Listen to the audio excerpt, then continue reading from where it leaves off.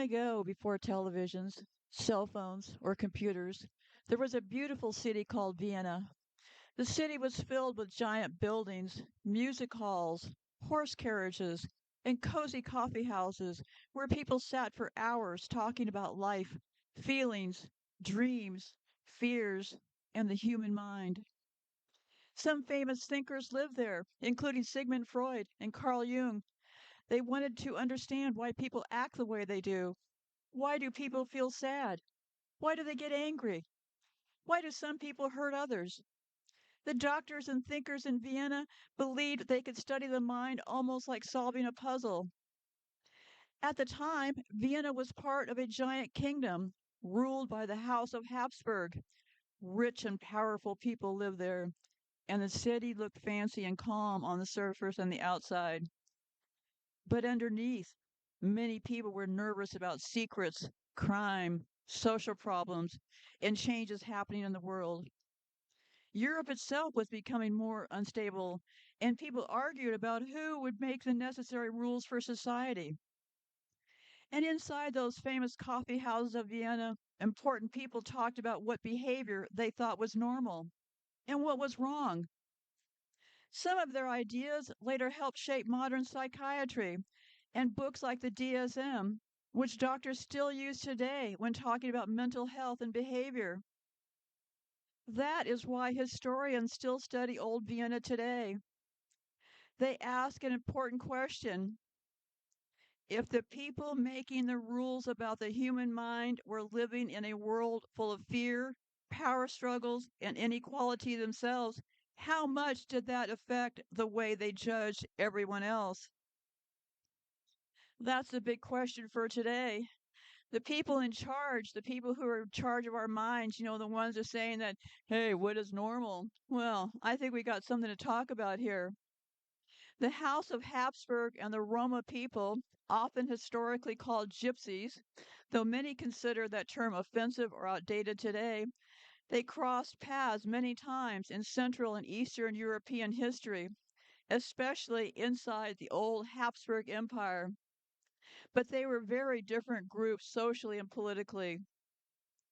The Habsburgs were one of Europe's most powerful royal dynasties.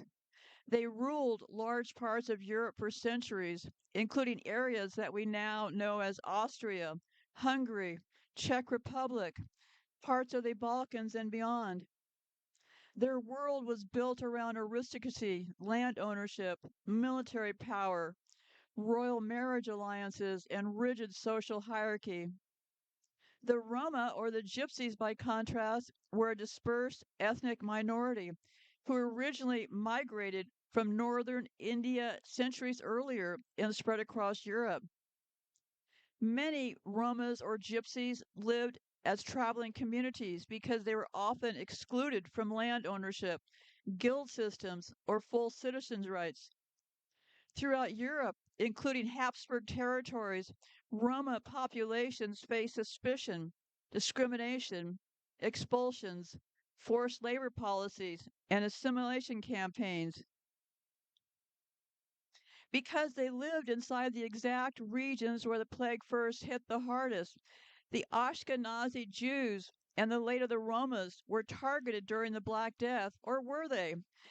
Was it because they lived inside the exact same regions where the plague hit, or were they the ones who actually made the region have the hit itself? They lived inside the area of the Black Death. That was France, Germany, Switzerland, the Low Countries, and the Holy Roman Empire. And because Ashkenazi Jews had been legally segregated for centuries, they were highly visible, isolated, economically resentful, and the other inside Christian towns. This made them easy scapegoats.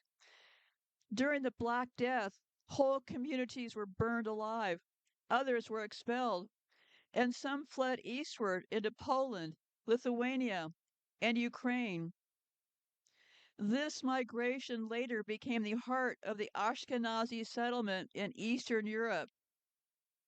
In other words, the Black Death of the 1400 massacres helped push Ashkenazi Jews eastward, shaping the population of Eastern Europe for the next 500 years. And during the events, how severe was the violence? Historians estimate that hundreds of Jewish communities were destroyed during the Black Death. Thousands were killed. Many more were expelled and uprooted. This was one of the largest anti Semitic disasters before the Holocaust. And unfortunately, in early history, the Jews, these Ashkenazi Jews, they were blamed for poisoning the wells during the Black Death. Yes, the Ashkenazi Jews, the communities living in Germany, France, Austria, and the surrounding regions. Nearly all of the persecutions of 1348 to 1352 hit the Ashkenazi world. Sephardic Jews in Spain and Portugal were mostly untouched by this particular wave of violence. The mass killings and expulsions pushed many Ashkenazi families eastward, which helped create the large Jewish populations of Poland, Ukraine, and Russia in later centuries. So, how did this really all get started? Well, it really all got started from the early Prussian territories, 1400s to 1500s. The region known as Prussia began as the lands of the Teutonic Order. Over time, it merges with Brandenburg, a major German state. This creates the political base for what will become the Kingdom of Prussia, a German speaking population, and they expanded eastward into Central and Eastern Europe. This establishes the cultural and political formation of the Prussian world. The connections people notice usually come from geographic and empire. Large Roma or Gypsy populations also lived inside Habsburg controlled territories for centuries. Because the Habsburg Empire covered so many ethnic groups Germans, Hungarians, Slavs, Jews, Italians, Croats, Romanians, Roma, and others, the Habsburg lands became a giant multicultural region where elites and marginalized populations existed side by side.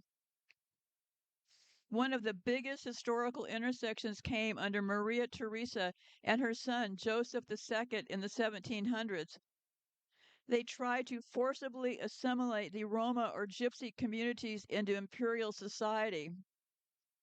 Policies included banning traditional Roma dress, banning the Romani language in some regions, forcing settlement instead of nomadic travel, taking children from families in some cases, requiring military service or labor integration.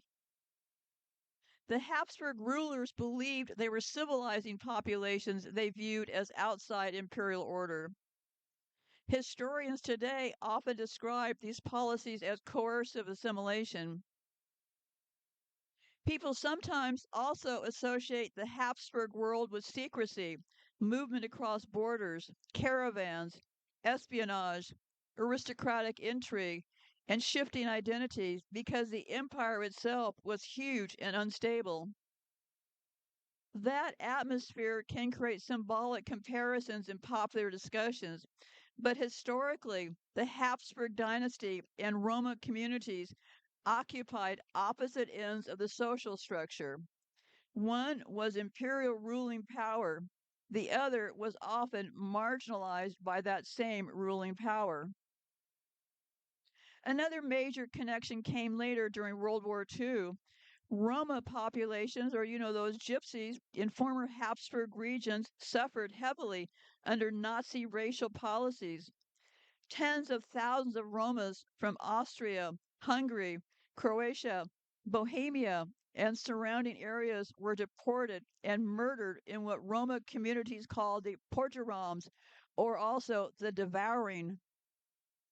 So the relationship between the Habsburgs and the Roma is less about shared origin and more about centuries of coexistence inside the same imperial space.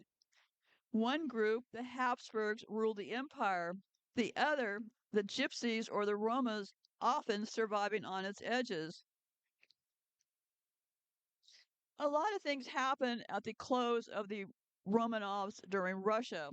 One thing that stood out to a lot of people was they adopted this person called Rasputin.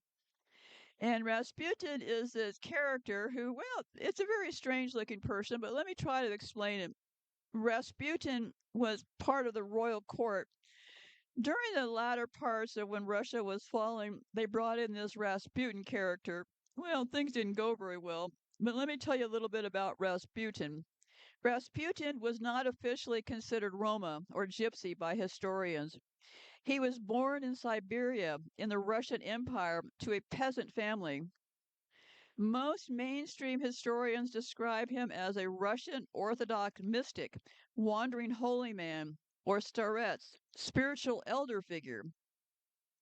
That said, people during his lifetime constantly spread rumors about him because he looked and acted very different from the polished aristocrats around the Romanov family court. Rasputin had long hair, piercing eyes, rough peasant clothing, a wandering lifestyle, hypnotic charisma, associations with traveling religious groups. Because of that, enemies and gossip writers often describe Rasputin using stereotypes linked to gypsies, occultists, wanderers, or outsiders. In elite European society at the time, gypsy was often used loosely as an insult for mysteriously wandering people, not necessarily an accurate ethnic description. There were Roma or gypsy populations throughout the Russian Empire during the Romanov era, especially Russia, Ukraine, Romania, Hungary, and Austro-Hungary. And the aristocracy actually had a strange fascination with gypsy culture in the 1800s. During the 1800s, they used gypsy choirs performed for the nobles. Roma music became fashionable in Russian high society. Exotic mysticism and fortune telling became popular among the elites. So some people later blended Rasputin into that image of the mysterious Eastern wanderer, even though there was no solid evidence he was ethnically Roma. One reason the confusion persists is that Rasputin became almost mythological after the fall of the Romanovs. Stories about him grew larger every decade. Occult powers, secret societies, hypnotism, sexual scandals, influence, survival myths after assassination. The reality is probably less supernatural and more political. Russia at the time was collapsing under war, corruption, class division, food shortages, and distrust of the monarchy. Rasputin became the perfect symbol of the decaying royal system where a peasant mystic appeared to have influence inside the palace while ordinary people suffered. The Roma people spread across Europe over many centuries. By the time of the great royal dynasties rose to power, Roma communities were already living inside many of the biggest kingdoms and empires in Europe. From the 1300s to the 1400s, Roma groups moved into the Byzantine Balkans and southeastern Europe. Early records appear in Greek, Bulgaria, Serbia, and Romania. The 1400s to 1500s, Roma populations spread into Central and Western Europe during the era of the Holy Roman Empire, the early House of Habsburg territories, and kingdoms connected to Hungary, Bohemia, Austria, Germany, France, Spain, and England. Many rulers viewed the Roma or the Gypsies as outsiders, wanderers, or suspicious populations. Laws restricting movement began appearing across Europe. And during the Habsburg Empire, 1500s to the 1918, the Romas lived throughout the Habsburg controlled lands in Austria, Hungary, Croatia, Slovakia, Czech Republic, and Romania, especially Transylvania. And the important rulers at the time were Maria Theresa and Joseph II. So they basically started banning the Romanis. They started banning the Romani language, bans on their dressing, make them join the military. So the Roman Empire also had the Romanovs, right? Romanovs, Roma gypsies. You start to see how these words all kind of have some general connections, right? We have the Romanovs over in Russia. We have the Roma gypsies. We have Rome. We have the Roman Empire. So they say that Roma populations during the House of the Romanovs, they lived in Russia, Ukraine, Belarus, and parts of the Caucasus. So, but by the 1800s, gypsy or Roma choirs became fashionable in elite Russian society, especially in cities like Moscow and St. Petersburg. There were also large Roma populations living inside the Ottoman Empire, 1300s to the 1922s. They worked during that era as blacksmiths, musicians, animal traders, and entertainers. Sometimes the Ottoman authorities taxed the Roma communities separately. The Roma populations also existed during Spain. They also existed during the Nazi era. During the Nazi era, 1933 to 1945, Roma populations across former Habsburg and Romanov lands were heavily targeted during World War II. Well, there's something about this because they say that under Nazi racial policies, tens of thousands of Romas were deported. Many were murdered in camps. Romans called this genocide the porogem, meaning the devouring. So, but the areas that were most hit the areas that were hit the worst are Austria. Pay attention to Austria here. Hungary, Croatia, Romania, Poland, Ukraine, and the Balkans. So that was when the Romans first appeared. But actually, the very first time that there's ever any indication of the Romans actually starts at the Black Death. So up until the 1300s, no recordings of Romans because they did their own verbal history, right? They kept their own history verbally up until that point. Up until the interesting time around the Black Death.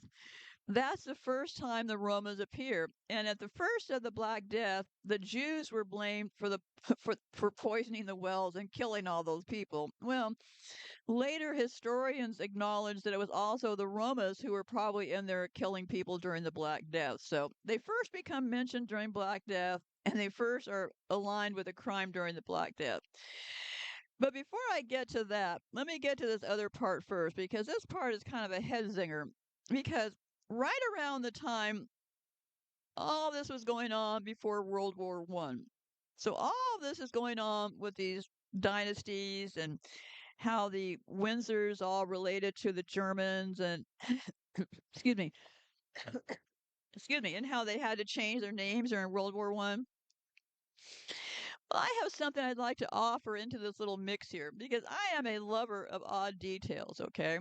So I think what happened during this entire period, they got involved around World War One with all this business about the royal um, falling in love with Wallace Simpson, the divorced woman from the States, okay? And I just want you to put this in the back of your head, okay? I think Wallace Simpson and that whole thing that went on with that deal and the abdication, all that, I think that was a major, major, major trick, okay?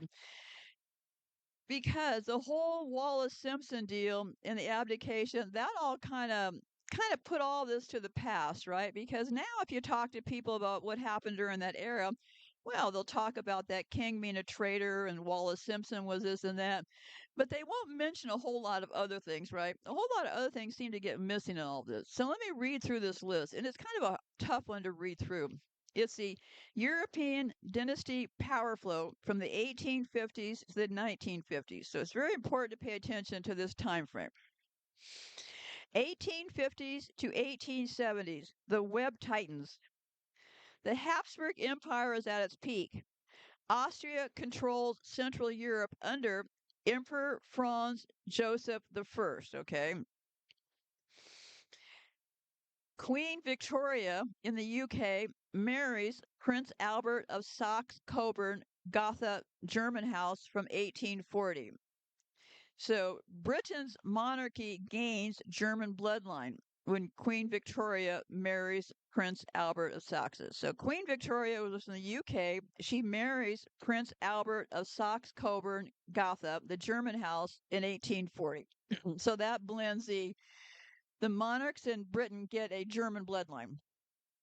Then Maria Theresa's descendants from the Habsburg line, they're already tied to the Bourbon, Savoy, and Saxon families. So then they have cross Catholic and Protestant intermarriage begins to blur old confessional lines. So then the 1880s, and I have all this written down too, by the way. The 1880s to the 1900s was what they call the German consolidation. What you need to realize is the reason they love Germany is because that is their region, okay? So 1880s to 1900s, Kaiser Wilhelm II in Germany, who is the grandson of Queen Victoria. So Britain and Germany are now ruled by first cousins from 1880 to 1900s, okay? And then we have the Archduke Franz Ferdinand in Austria. He marries Sophia Chotek in 1900, and the Habsburg succession becomes fragile, fueling instability. So then, 1914 to 1918, there's a Great War. And the assassination of Franz Ferdinand, the guy from Austria, remember, he was riding around over in Serbia and he gets shot. That triggered World War I. So 1914 to 1918, the Great War, okay? Franz Ferdinand gets shot. Boom, he's gone, okay? Cousins, George V in the UK and Wilhelm II in Germany and Nikolai II in Russia lead opposing sides. And they're all grandsons of Queen Victoria. So during that time, we had a person from one royal thing in Russia, one in Germany, and one in UK, and they were all related to Queen Victoria. So then in 1918, the Austro-Hungarian Empire collapses, and also the Habsburg monarchy abolished, and also the German Empire falls, and the Romanovs get executed. A lot of stuff going around 1918, right? The surviving nobles scatter to Switzerland, Britain, and the Vatican. Okay, 1918. 1917, right before they all split, they had what they called the British rebrand. Amid anti German sentiment, King George V drops the Saxe Coburn Gotha name and they create the House of Windsor, which was created on July the 17th, 1917. And that gave the German blood the English name. So the Habsburgs and German relatives quietly resettled in Britain under neutral and Anglican covers. So the 1920s to the 1930s, they're calling it the Silent Restoration. The Habsburg heirs, Otto von Habsburg, became prominent in Catholic diplomacy and pan-European movements. The Windsors, during the same time, consolidate their image as a global imperial family, the new symbolic center of the monarchy. Aristocrats were displaced from Central European and they marry into British nobility and finance houses. So, yeah, the estates and trusts keep transferring on, right? So 1939 to 1945, we have World War II, the second purge, allies versus allies. Again, cousins at war with these royals, right? Many Habsburgs oppose Hitler and they flee to Britain or the U.S. 1945, Nazis' defeat leaves Britain at a senior surviving royal power. Post war Europe reorganized under Anglo American leadership. That's when it all shifted power to the Americans, right? 1947 to 1950, consolidation and reemergence. 1947, Princess Elizabeth marries Philip Mountbatten, born Prince of Greece and Denmark, from the Schleswig-Holstein-Sonderburg-Glücksing line, yet another German branch. So they marry the German branch when she marries Prince Philip because he came from the German branch. So then the Windsors stand as heirs of the old continental web. So yeah, so basically the Windsors are a re-centered Habsburg Saxe lineage wearing a British crown. So yes, if you got all that straight, you win a prize. So yeah, that's how they all intermingled. So what were they all cooking up over there in Austria? Well, I think the end result was they were cooking up this idea that I've been talking about endlessly called the DSM. It's a diagnostic manual to describe how crazy we are.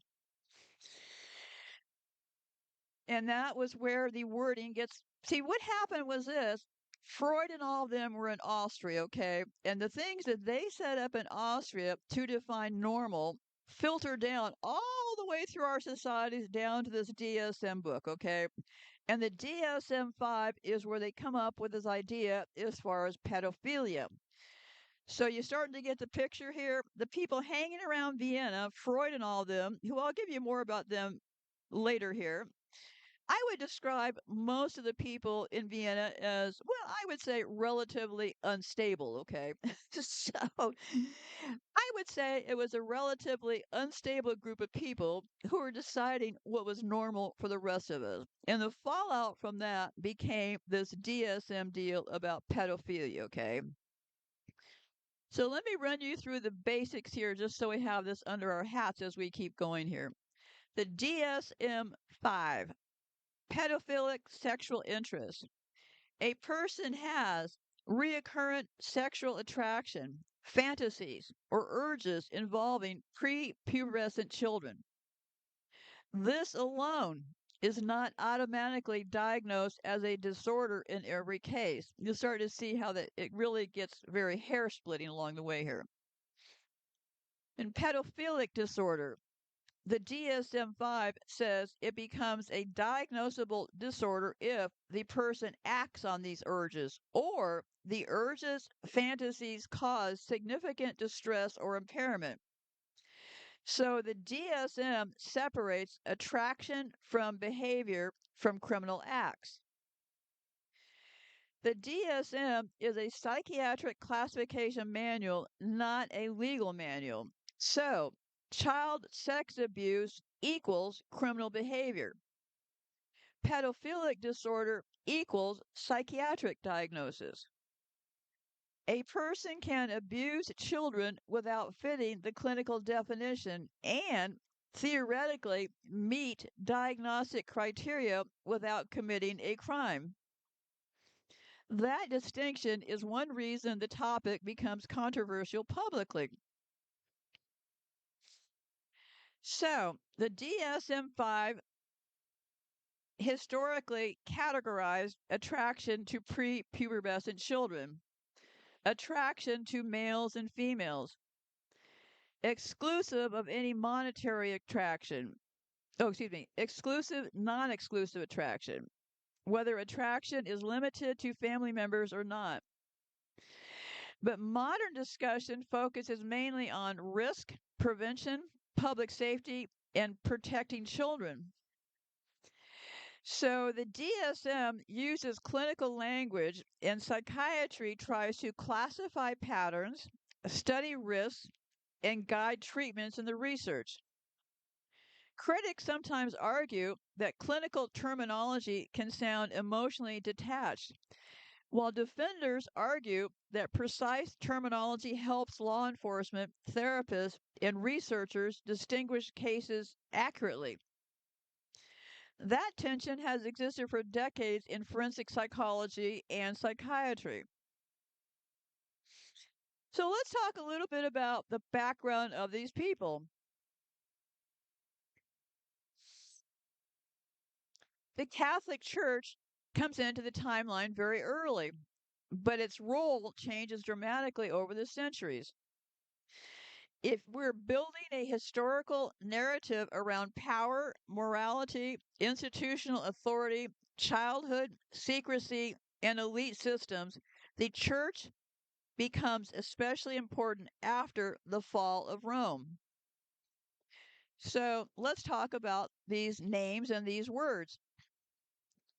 The biblical name is Ashkenaz, Ashkenaz, kind of like Nazi, right? With an ash in the front. Medieval rabbis applied Ashkenaz to the German lands. Jews from those communities in Germany became known as Ashkenazim. Their cultural language developed into what became known as Ashkenazi tradition and Yiddish. This is why Yiddish itself sounds heavily Germanic, because its core grammar and vocabulary emerged from medieval German dialects mixed with Hebrew and later Slavic influences. The House of Habsburg were not originally from Switzerland in the modern sense, but their roots trace back to territory that is now part of Switzerland. The House of Habsburg, the family took its name from Habsburg Castle in what is today the Swiss canton of Argonne, Aargau. The castle was built around 1020. Early Habsburg power grew out of German speaking Alpine territory tied to the Holy Roman Empire, not a nation called Switzerland, because Switzerland did not yet exist as a unified country. So originally it was a German speaking Alpine territory tied to the Holy Roman Empire. And today we know it by Switzerland, right? Ironically, the Habsburgs later lost control of much of the Swiss region, or so they say. The early Swiss Confederates fought against Habsburg authority in the 13th and 14th century, including famous battles like Morgenstern in 1315 and Sempach in 1386. Over time, the Swiss cannons pulled away from Habsburg influence and built the foundation of Swiss independence. So, and who became neutral during the war? Well, of course, the Swiss did, right? Huh, funny thing, right? So, what you're probably noticing is something else historically important. The Habsburg world was deeply tied to neutral or internationally connected banking, diplomatic, and aristocratic centers later associated with places like Vienna, Geneva, Basel, and Zurich. Switzerland became famous for neutrality centuries later, especially after the Neapolitan era and the Congress of Vienna in 1815.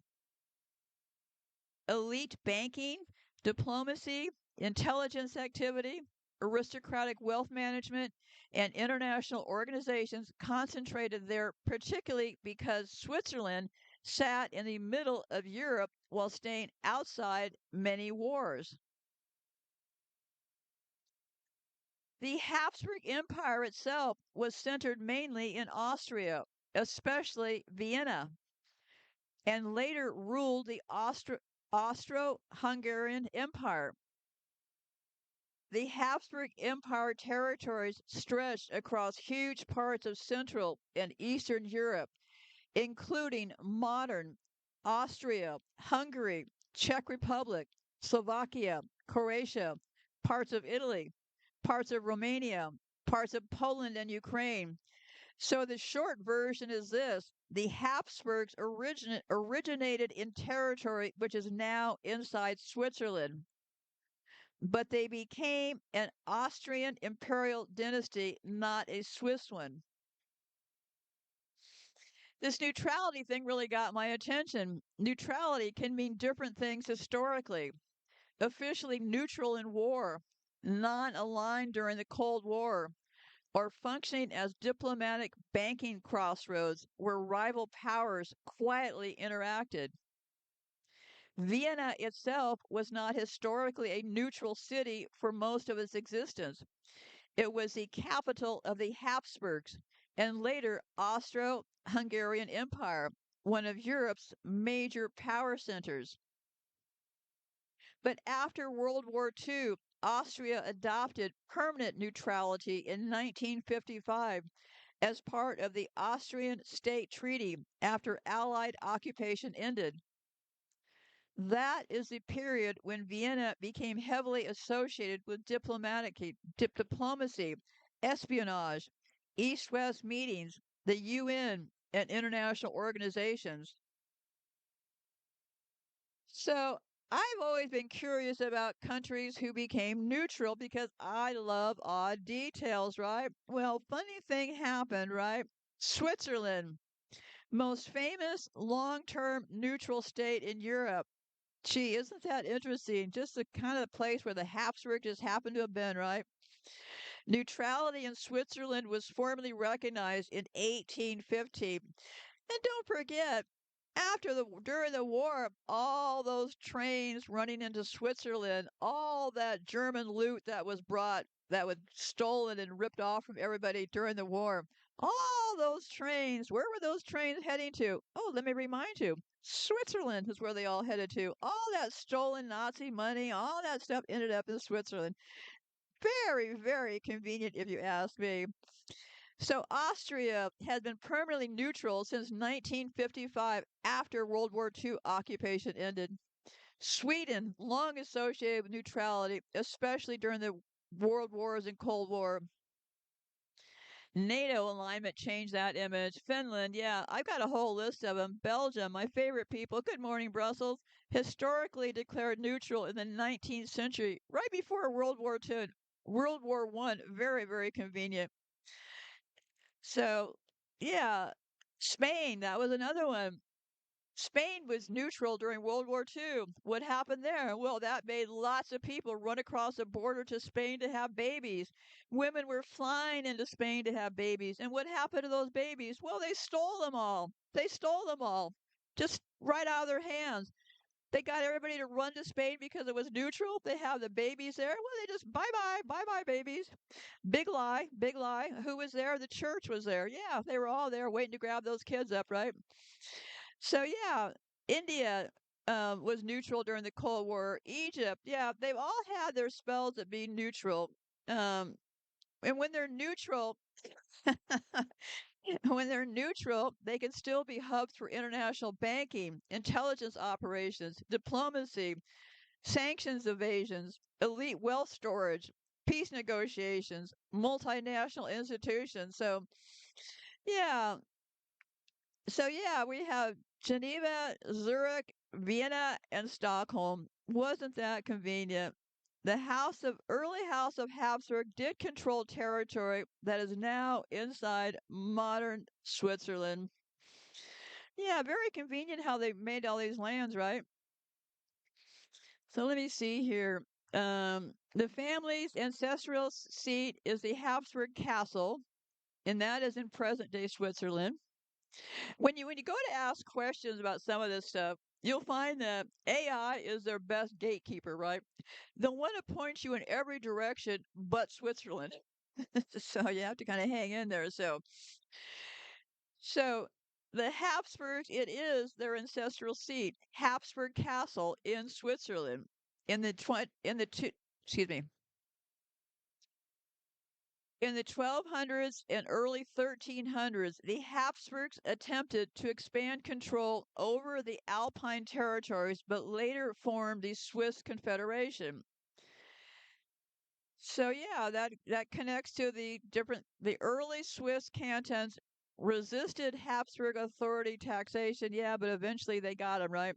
Um, For centuries, kings, emperors, priests, and wealthy elites controlled the rules of society, including the rules about morality, sex, crime, and normal behavior. Then inside the coffee houses and elite universities of Vienna, deep in House of Habsburg territory, powerful intellectuals began turning human behavior into categories, labels, and psychiatric theories.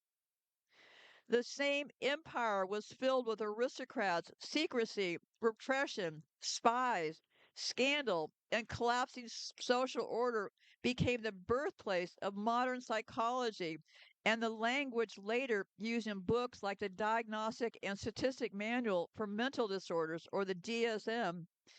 What started in the coffee houses, salons, and medical circles of Imperial Vienna eventually spread across the world, shaping how governments, court doctors, and institutions define trauma, mental illness, sexuality, deviance, and even criminal behavior today. Pretty incredible when you look at the root of things, right? And what's going on in Germany and Vienna? Well, Vienna is a German speaking city. And during the height of the Austro Hungarian Empire, it was one of the major centers of German language intellectual life in Europe. That is why historians often refer to the area as German speaking psychiatry, Germanic medical traditions, or Central European psychiatry, rather than limiting discussions strictly to modern Germany. At the time, major intellectual and medical centers included Vienna, Berlin, Munich, Prague, Zurich, and parts of the Habsburg world. Germany, in German, excuse me, got too many Germans going on here. German was the dominant scholarly language across much of Central European science and medicine in the late 19th and 20th century. So, you got that straight, right? German language was the dominant scholarly language across much of Central European science and medicine in the late 19th and 20th century. So many foundational psychiatric and psychological texts were originally written in German, including works by Sigmund Freud, Richard von Krafft-Ebing, Emil Kraepelin, and Carl Jung.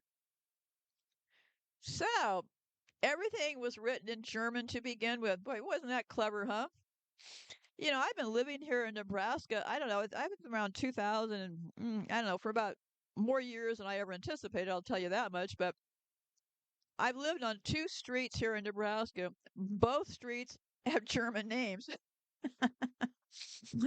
This town is run by the Lutheran church people, the Lutherans. And the Lutherans in this town also run the hospital. This Norfolk, Nebraska is in fact a coven, but I'm not going to go there today. But yes, this whole German thing, I'll get more into that in a little bit here, but let me just get back on track here. So anyway,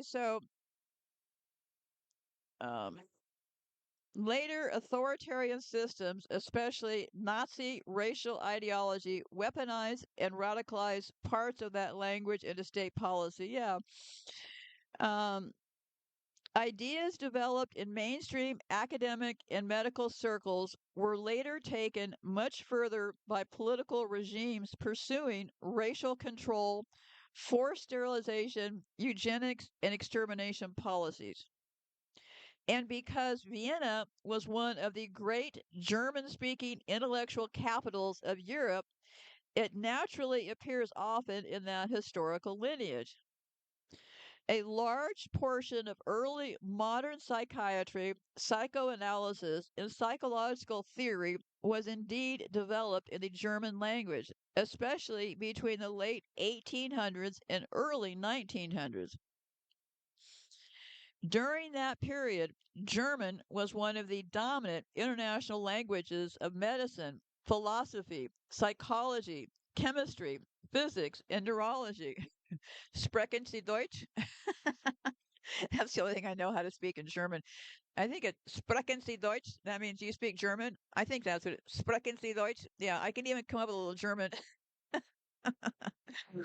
So, anyways, much of the foundational work, and that's why people like Elon Musk who go around giving Nazi salutes because they are German. That is the area they all come from, right?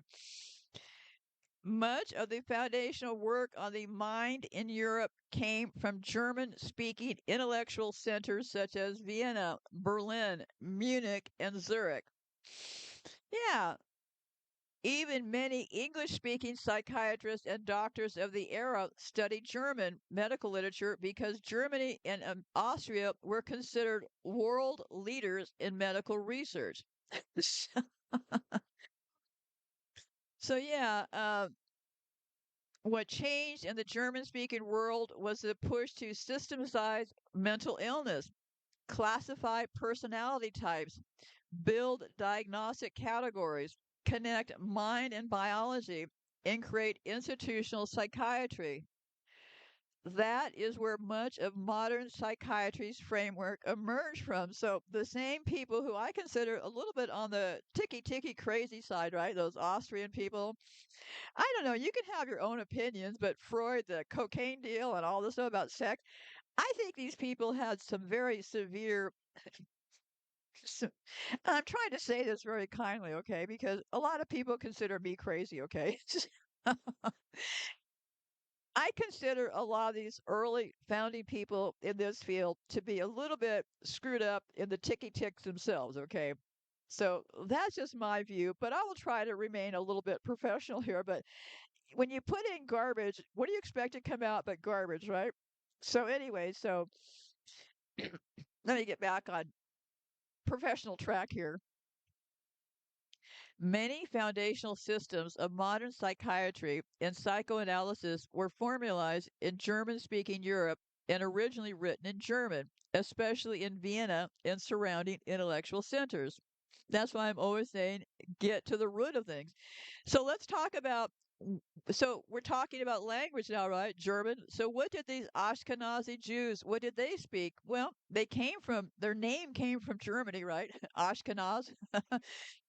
Historically, many Ashkenazi Jews spoke Yiddish in daily life, local national languages such as German, Polish, Russian, or Hungarian, and Hebrew primarily as a religious and scholarly language. So the relationship among Yiddish, German, and Hebrew is important and often misunderstood. Yiddish was developed among Ashkenazi Jewish communities in medieval Central Europe. Yiddish is a Germanic language. It is heavily based on Middle High German. It is written using the Hebrew alphabet. It's mixed with Hebrew, Aramaic, and Slavic influences. Linguistically, Yiddish is much closer to German than to Hebrew. A simple way to think about it, grammar and core structure is largely Germanic. The writing systems use Hebrew letters. The vocabulary was a mixture of German, Hebrew, Aramaic, Slavic terms. So historically, many Yiddish speakers could often understand at least some German, especially formal or educated German.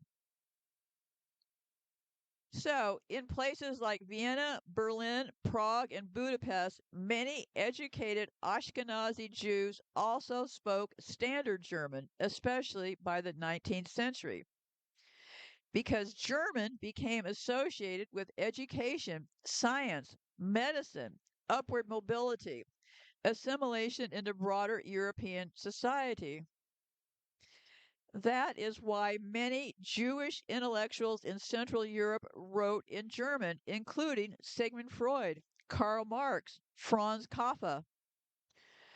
So, Hebrew.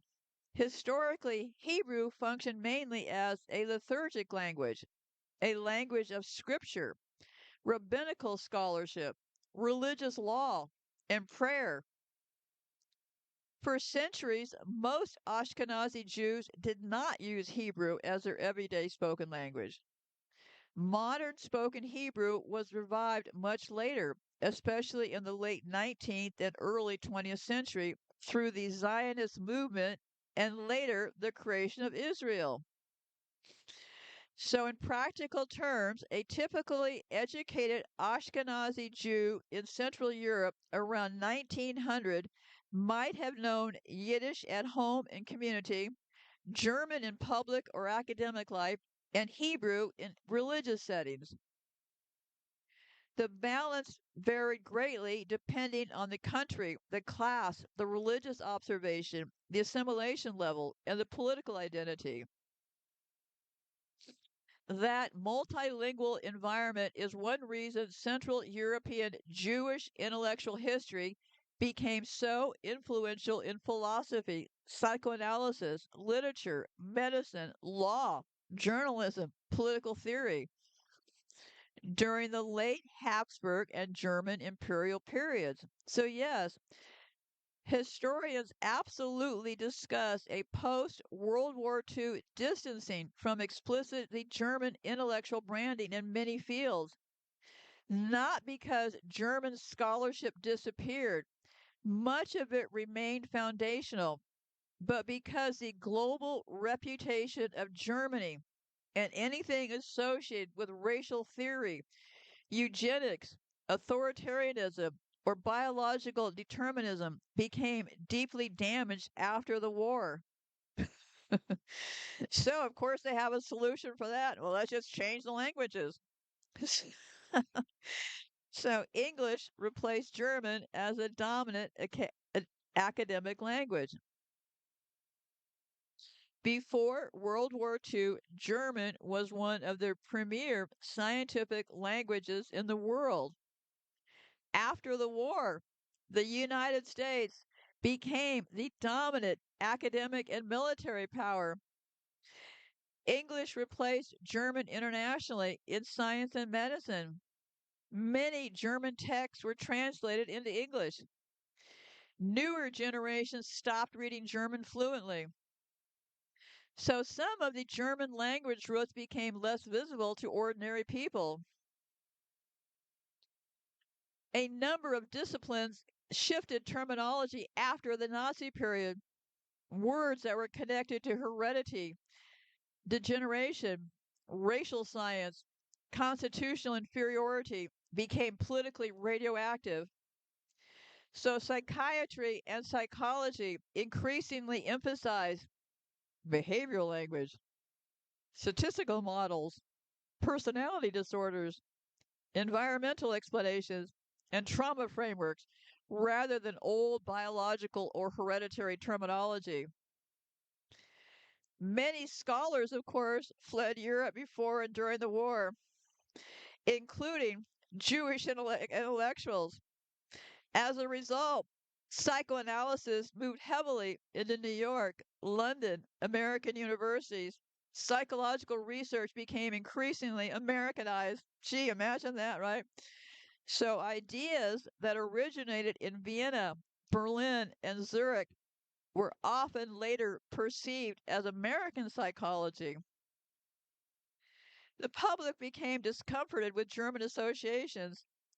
Post war popular culture often portrayed Germans through militarism, authoritarian stereotypes, Nazi imagery, and dark humor.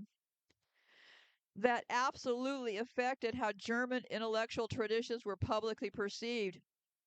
Many institutions preferred universal or international framing rather than highlighting Germanic roots. Yet the roots never disappeared. Even though the branding changed, historians still recognize that major parts of psychiatry, psychoanalysis, personality theory, criminology, neurology came from German speaking Europe. Freud's work was written in German. The diagnostic systems were written in German. Jung published in German. Early psychoterminology often came from German language medicine. The intellectual foundation remained, but after World War II, the public framing, language, and institutional ownership shifted heavily toward English. Okay, so now let me do this. I'm going to be taking a break here. And when I return, I'll be covering what I consider the highlight of this whole thing, Wallace Simpson, the abdication crisis, and the German identity era. It is quite a time frame. I think this was the big trick inserted right in the middle of this war stuff because I swear, if you ask more people today, they will say, yep, World War II, that treacherous king. Yep, that Wallace Simpson. And nobody will really talk about how they changed the names from the German royals to the Windsor Royals. Wallace Simpson played a really big role here. As a matter of fact, I don't want to get too heavily into it right now, but I've started a Wallace Simpson fan club. I'm quite a fan of Wallace Simpson. Actually, I'm joking. I'm not starting a fan club, but actually, I am kind of I would say that of all the characters in this story, I would consider that Wallace Simpson, I consider her to be, in my mind, highly sympathetic. Okay. I am 100% on Team Wallace all the way. And I'll explain war after, excuse me, I will explain more after I get a break and I return on the other side. So, yes, Wallace Simpson is my hero out of this whole thing. I actually feel a great deal of empathy for Wallace Simpson. She really got the short end of the stick in this deal. So, I'll be back on the other side.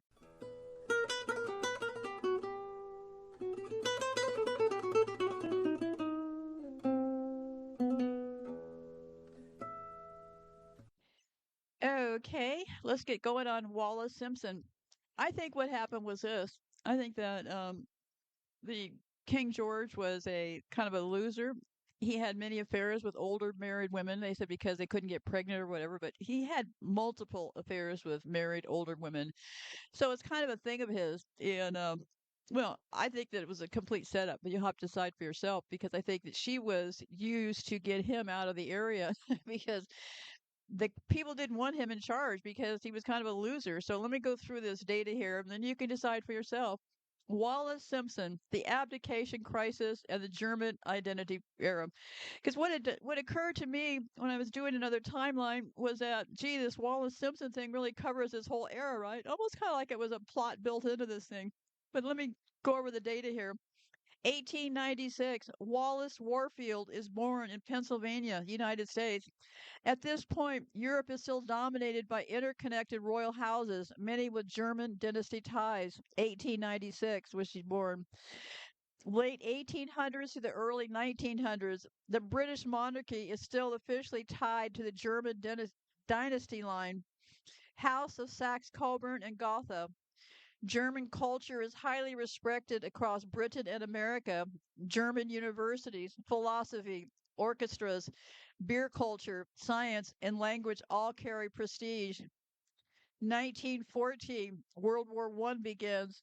Anti-German sentiment explodes in Britain and the United States. German names, schools, newspapers, and businesses increasingly become political liabilities. 1917, King George V changes the royal family name from House of Saxe-Coburg and Gotha to House of Windsor. This is one of the most significant royal PR rebranding in modern history. At the same time, German street names were altered, German language declines publicly, and Britishness becomes central to monarchy survival. 1920s, Edward VIII, then Prince of Wales, becomes one of the most famous men in the world. He develops a reputation for independence, emotional impulsiveness, dislike of royal constraints, and fascination with modern celebrity culture.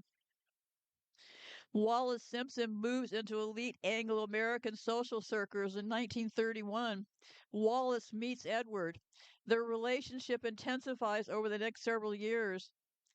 1933, Adolf Hitler rises to power in Germany. Another Austria person, right? Straight off the streets of Austria, same place as Freud and all of them, we have Hitler. Europe becomes increasingly unstable. Questions about German identity, aristocratic continental networks, and loyalty become politically sensitive.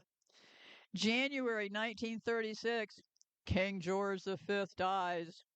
Edward becomes the king, becomes Edward VIII.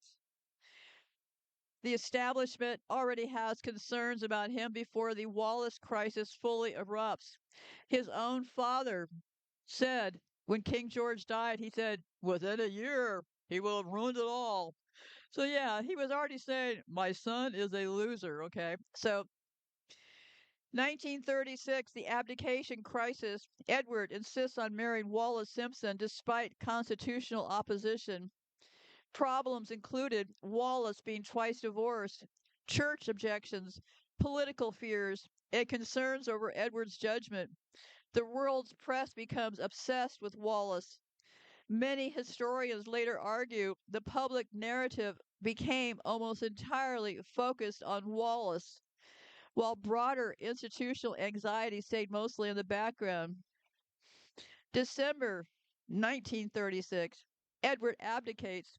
His brother becomes George VI. The monarchy stabilizes under a more traditional wartime image. Wallace Simpson becomes one of the worst, most hated women in the English speaking press. 1937, Edward and Wallace marry. They receive the titles Duke and Duchess of Windsor. Later that year, they visit Nazi Germany and meet Hitler. Isn't that convenient? They get married, they rush over, they meet Hitler, get some pictures taken. This permanently damages their reputation historically. That's all it took, right? Buzz over, meet Hitler, shake hands, take a picture with the press, and there you got it, right? Now, Wallace is really hated now, right? 1939 to 1945, World War II. Britain reframes a monarchy around sacrifice, British nationalism, wartime endurance, and distance from German identity. Meanwhile, the Holocaust unfolds. Europe collapses into catastrophe. Looted assets move across borders, including into Switzerland, and post-war memory begins simplifying the era into cleaner narratives. Post 1945, the House of Windsor becomes fully established as a British national symbol. The monarch's older German dynasty identity becomes far less emphasized in popular culture. The dominant public memory of Edward's era remains the king who gave up the throne for Wallace Simpson. 1950s to the 1970s, Wallace and Edward lived largely in exile from the core royal institution. Public fascination with Wallace continues through biographies, gossip, intelligence rumors, and media portrayals. Many modern historians now argue Wallace became a symbolic scapegoat. Intelligence elite allegations against her were exaggerated or poorly sourced. Yeah, there's a lot of things. If you look at the old documents, they'll say, yeah, well, the FBI was looking into that Wallace woman. Did you see what she was doing in China? Well, come to find out, none of these reports were even true or even done. So that was all just made up. So the abdication crisis reflected far larger tensions involving monarchy, nationalism, wartime identity, and institutional image management. I think that Wallace became the public face of the crisis, or the fixation on her also helped divert attention from broader anxieties surrounding dynastic German roots and the monarchy's wartime repositioning. A lot of historians and commentators absolutely leaned into the traitor king, framing around Edward VIII, especially after the war, because the evidence around his Nazi sympathies became harder to dismiss over time. Well, yeah, because they went over there and they took photos, right? Kind of hard to dismiss that part. The irony is that for decades, the public story stayed focused on Wallace Simpson as the dangerous seductress who wrecked the monarchy, while much less attention was placed on the deeper constitutional and geopolitical panic happening behind the scenes. The establishment narrative was cleaner: reckless king, manipulative American divorcee, romantic abdication story. That was easier to sell than the British Crown's deep German roots, aristocratic sympathy for aspects of fascism in the 1930s, elite networks moving money and influence across Europe, fears that Edward could become politically dangerous during wartime.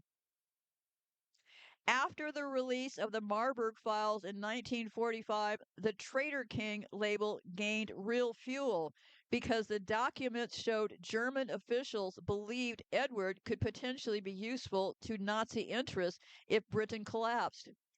Historians still debate how far Edward would actually have gone, but the perceptual damage was enormous. And Wallace and Edward got hit from both directions. They were condemned by loyal royalties as reckless and immoral. They were later condemned by historians as soft on fascism. They were turned into media caricatures. They were isolated socially after the war. Meanwhile, the monarchy itself survived by narrowing the story down to a scandalous love affair rather than a broader crisis of elite identity, empire, and political loyalty in the 1930s. From a political PR standpoint, it was incredibly effective. The public remembers the king who gave up the throne for love. Far fewer people understand the wider fears surrounding the war. Germany, aristocratic politics, and constitutional instability. Queen Elizabeth, the Queen Mother, is widely described by historians and royal biographers as deeply hostile towards Wallace Simpson after the abdication crisis involving Edward VIII in 1936. From the Queen Mother's perspective, Wallace was a woman who helped trigger a constitutional crisis that forced Edward to abdicate, push her husband George VI onto the throne unexpectedly, and place enormous pressure on the family during a dangerous political period in Europe. Many biographers say the Queen Mother never forgave Wallace for that. The hostility lasted for decades. The Duke and Duchess of Windsor were often kept at a distance from the core royal family. One major flashpoint was a refusal to fully recognize Wallace with the style Her Royal Highness, something the Windsors deeply resented. Biographers such as Hugo Vickers and Andrew Morton describe the Queen Mother as one of the strongest internal forces against rehabilitation of Wallace within royal circles. At the same time, historians also point out that the Nazi issue made reconciliation even harder. Edward's meetings with Adolf Hitler in 1937 and suspicions about his political judgment during the buildup to World War II damaged the couple's standing permanently inside Britain. For many in the establishment, Wallace became associated not only with scandal, but also fears about loyalty, judgment, and national stability during wartime. Yeah, I think that Wallace Simpson was 100% set up, but I'm not going to be able to devote this whole show to my new best friend, Wallace Simpson. But we'll keep going along here. Let's get back to these Ashkenazi Jews were disproportionately represented in many intellectual fields in Europe and the United States during the late 19th and 20th century, including psychiatry, psychoanalysis, physics, mathematics, law, economics, literature, and music. A lot of historians and commentators absolutely leaned into the traitor king framing around Edward VIII, especially after the war, because the evidence around his Nazi sympathies were harder to dismiss. The irony is that for decades, the public story stayed focused on Wallis Simpson as a dangerous seductress who wrecked the monarchy, while much less attention was placed on the deeper constitution and geopolitical panic happening behind the scenes. The establishment narrative was cleaner: reckless king, manipulative American divorcee, romantic abdication story. That was easier to sell than the Britain Crown's deep German roots, anti aristocratic sympathy for aspects of fascism in the 1930s. elite networks moving money and influence across Europe, fears that Edward could become politically dangerous during wartime. So, yes, the power, excuse me, everybody came out against Edward and Wallace Simpson. Really, as simple as that. That one picture that he took, shaking hands and smiling next to Hitler, really did it all, right? So let's take a look at some of these timelines. Let's go back over this stuff. 300 to 100 AD, early Christianity. Christianity begins in the Roman Empire after the life of Jesus Christ. Small persecuted religious communities form. No centralized Catholic Church yet in the later medieval sense. 300 AD, Christianity becomes imperial under the Edict of Milan. 313 AD. The Edict of Milan meant Emperor Constantine the Great legalized Christianity. Christianity shifts from persecuted religion to state supported institution. This is one of the biggest turning points in Western history. The church begins evolving into political authority, legal authority, landholder, educational system, and moral regulator. 380 AD, Christianity becomes state religion. Emperor Theodos I makes Christianity the official religion of the Roman Empire. Pagan systems increasingly get suppressed. At that point, church plus empire begin deeply intertwining. 400 to 1000 after Rome falls. Collapse of Western Roman Empire, 476 AD. Fall of the Western Roman Empire as political systems collapsed. The church survived. Bishops became regional authorities. Monasteries preserved literacy and records. In many areas, the church became government, court system, archive keeper, education provider, and moral authority all at once. This is where the church becomes central to European civilization. Medieval period 500 to 1500. During this period, the Catholic Church became one of the most powerful institutions on earth. The Catholic Church influenced kings, wars, marriage, sexuality, inheritance, education, law, and concepts of sin and morality. Yes, concepts of sin and morality came directly from these people and that church. The church often worked alongside monarchies, aristocrats, and imperial dynasties like later Habsburg systems. Let's talk about the Habsburg connection. By the late medieval and early modern period, the House of Habsburg became one of Catholic Europe's strongest dynasties. The Habsburgs defended Catholic power during the Protestant Reformation. They aligned closely with Rome. They ruled huge Catholic territories. The Habsburgs, under them, Vienna became an imperial capital and a major Catholic power center. Ancient Greece was the early documented early pedastric system, the love of the children. Rome became the empire and hierarchy. Catholic medieval Europe became the moral, legal, institutional consolidation. Habsburg Vienna, the psychoanalysis, secrecy, aristocracy, bureaucracy. And then the modern institutions, scandals, trauma research, and institutional investigations. 1500s, the Protestant Reformation. Martin Luther. The Protestant Reformation was a huge challenge to Catholic authority.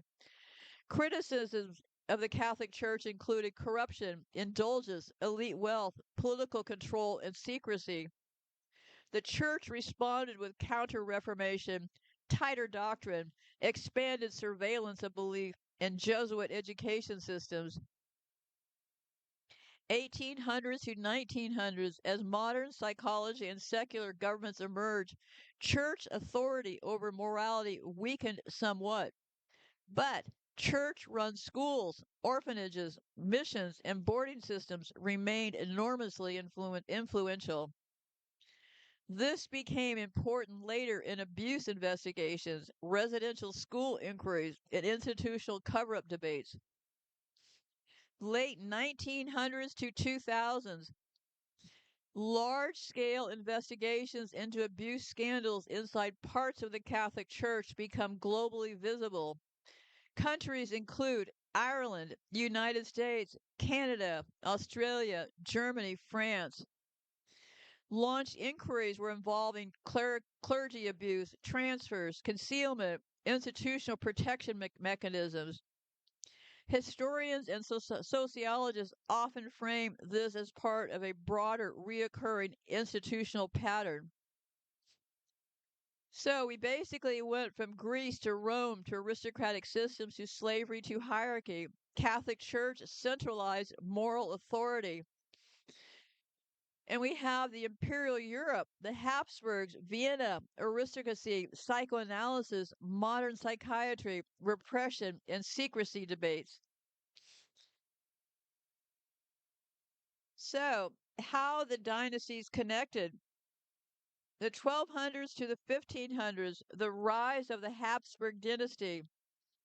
The House of Habsburg rose from a regional noble family in present day Switzerland and Austria into one of Europe's dominant dynasties. By the late 1400s, the Habsburgs controlled the Holy Roman Empire through strategic marriages rather than constant conquest. The Habsburgs' famous motto was this: let others wage war, you, happy Austria, marry. The dynasty expanded into Spain, Austria, Hungary, Bohemia, parts of Italy, and influence across Europe. 1526, Habsburg rule expands into Central Europe. After the Battle of the Mohawks against the Ottomans, the Habsburgs gained control over Austria, Hungary, and Bohemia. This established the long-term Habsburg power center in Vienna. 1613, rise of the Romanovs. The House of Romanovs, like Roma gypsies, right? Roma, Rome, House of Rome, came to power after Russia's time of troubles. Michael I of Russia became the first Romanov Tsar.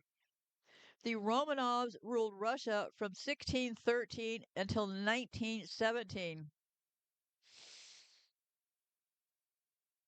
1700s, Russia turns toward Europe. Peter the Great. Peter the Great aggressively weaponized Russia. He admired European courts, especially Vienna and other imperial systems. Russian elites increasingly intermarried with German and Austrian aristocracy.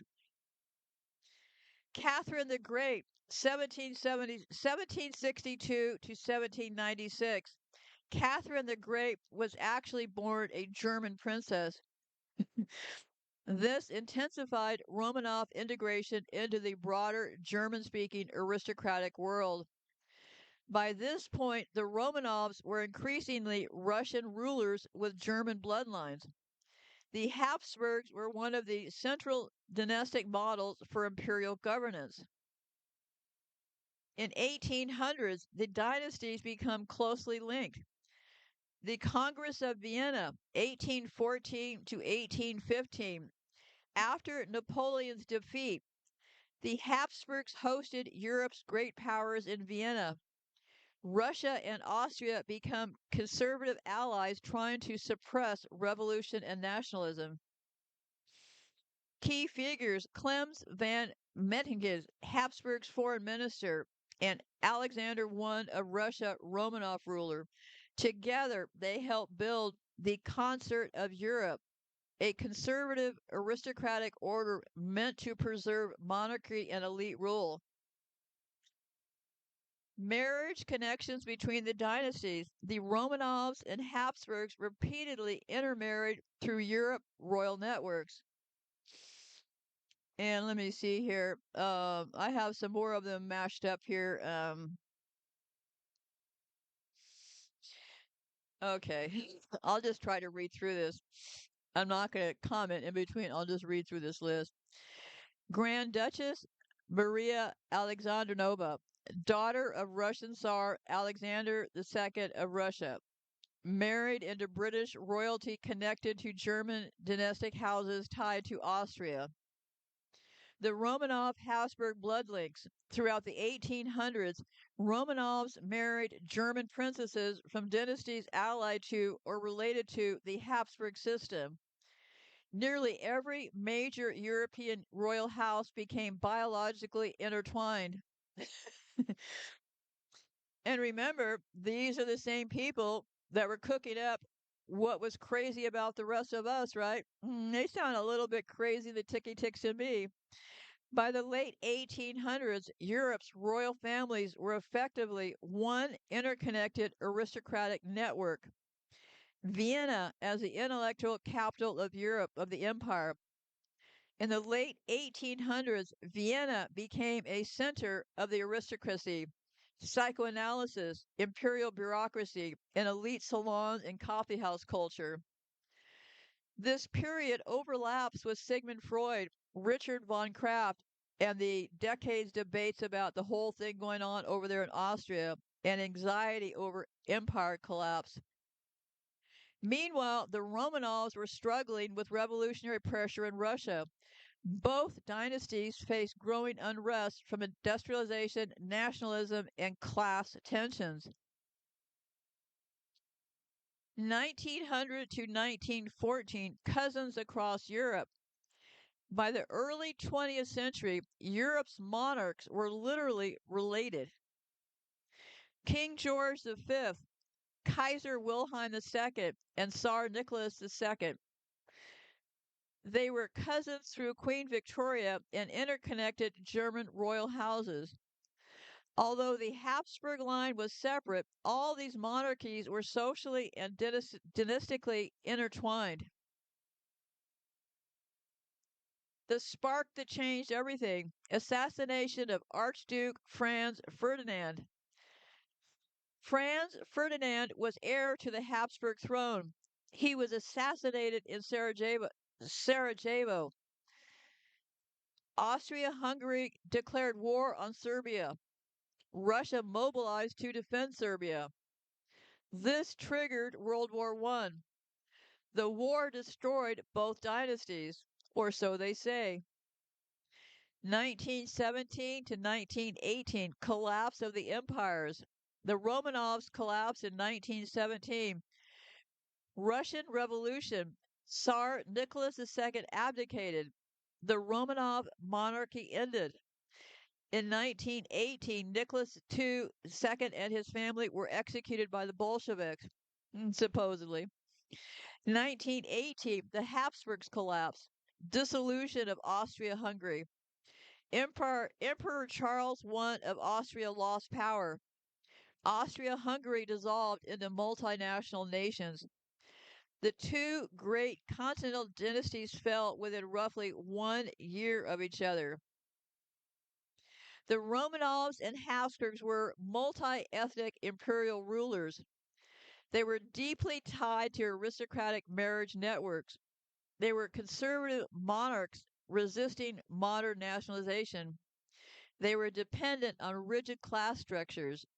They were vulnerable to industry unrest and revolutionary politics. The two courts of Vienna and St. Petersburg, the two courts shared German speaking aristocratic culture, elite salons and court ceremony, military alliances, surveillance states, and secret police systems, anxiety about social collapse beneath imperial glamour. By World War I, Europe's rulers were closely related by blood, yet their empires entered one of history's deadliest wars. The interconnected royal system that once stabilized Europe ultimately could not contain nationalism, industrial warfare, socialism, revolutionary movements, and mass political awakenings. Both the Romanov and Habsburgs became symbols of the end of the old aristocratic order. Many historians do draw parallels between the late House of Romanov and House of Habsburg systems, especially in how rigid aristocratic structures concentrated wealth, land, and political power, while large portions of the population lived in poverty or lacked political rights. That said, it is important to separate documented history from moral interpretations about greed or intent. Shared, char- Shared characteristics often criticized by historians. Extreme wealth concentration. Both empires were built around hereditary aristocracy. In both systems, land ownership was concentrated among nobles. Peasants and laborers carried the tax burden. Elites often lived in enormous luxury, while rural populations remained poor. Romanov Russia. Under the Romanovs, serfdom lasted until 1861. Millions of peasants were legally tied to landowners. Industrial workers later faced brutal factory conditions. Critics argue Russia modernized too slowly because of the aristocrats protected its privileges. The Habsburg Empire also relied on rigid class hierarchy, noble privilege, centralized imperial bureaucracy. Large rural populations in places like Galicia, Hungary, and parts of the Balkans lived in deep poverty, while Vienna projected imperial grandeur. Both dynasties ruled highly diverse populations.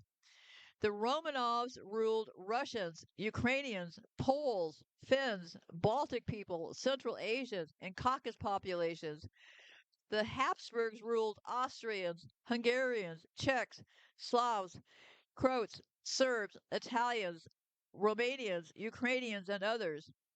Both empires struggled with nationalism, separatist movements, ethnic tensions, and demands for self rule. Maintaining control often required censorship, surveillance, military force, and political repression. Court luxury versus public hardship. This comparison appears constantly in historical writing. The Romanov court around Nicholas II became infamous for appearing detached from ordinary suffering. Examples often cited lavish palaces, jewels, elaborate ceremonies, aristocratic excesses during famine and wartime strain. The perception of disconnect became politically disastrous during World War I, food shortages, and worker unrest. The Habsburg court in Vienna projected enormous imperial spectacle, grand balls, open culture, court uniforms, ceremonial traditions, massive palace systems. Critics later described part of the empire as bureaucratically stagnant, aristocratically insulated, slow to reform.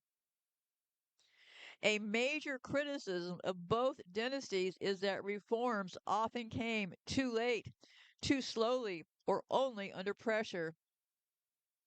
Romanovs, even after serfdom ended in 1861, political participation remained limited. The secret police remained powerful. Revolutionary movements grew. The 1905 revolution exposed how unstable the system had become. The Habsburg Empire repeatedly faced nationalist uprisings, the 1848 revolutions, Hungarian independence movements, ethnic tensions throughout the Balkans. Reforms often tied, excuse me, reforms often tried to preserve imperial power rather than fundamentally redistribute it. Both systems became highly inward looking. European royal families intermarried constantly, shared courts, shared military traditions, and often saw themselves as a class apart from ordinary citizens. This created criticism that ruling elites protected one another, prioritized dynastic survival, and failed to understand social change below them. Historians also note differences. The Habsburg Empire was often considered more bureaucratically functional and culturally pluralistic than Tsarist Russia, had parliamentary experimentations later in its history, and industrialized parts of Central Europe more successfully. Meanwhile, Romanov Russia retained harsher authoritarian traditions longer, experienced deeper peasant unrest, and saw more explosive revolutionary violence. Why these dynasties still fascinate people today? They often symbolize the peak of hereditary empire, elite concentration of power, and the fragility of systems that appear permanent. Their collapses during and after World War I became one of the defining turning points in modern history. Monarchies fell, empires dissolved, and mass politics replaced aristocratic rule across much of Europe.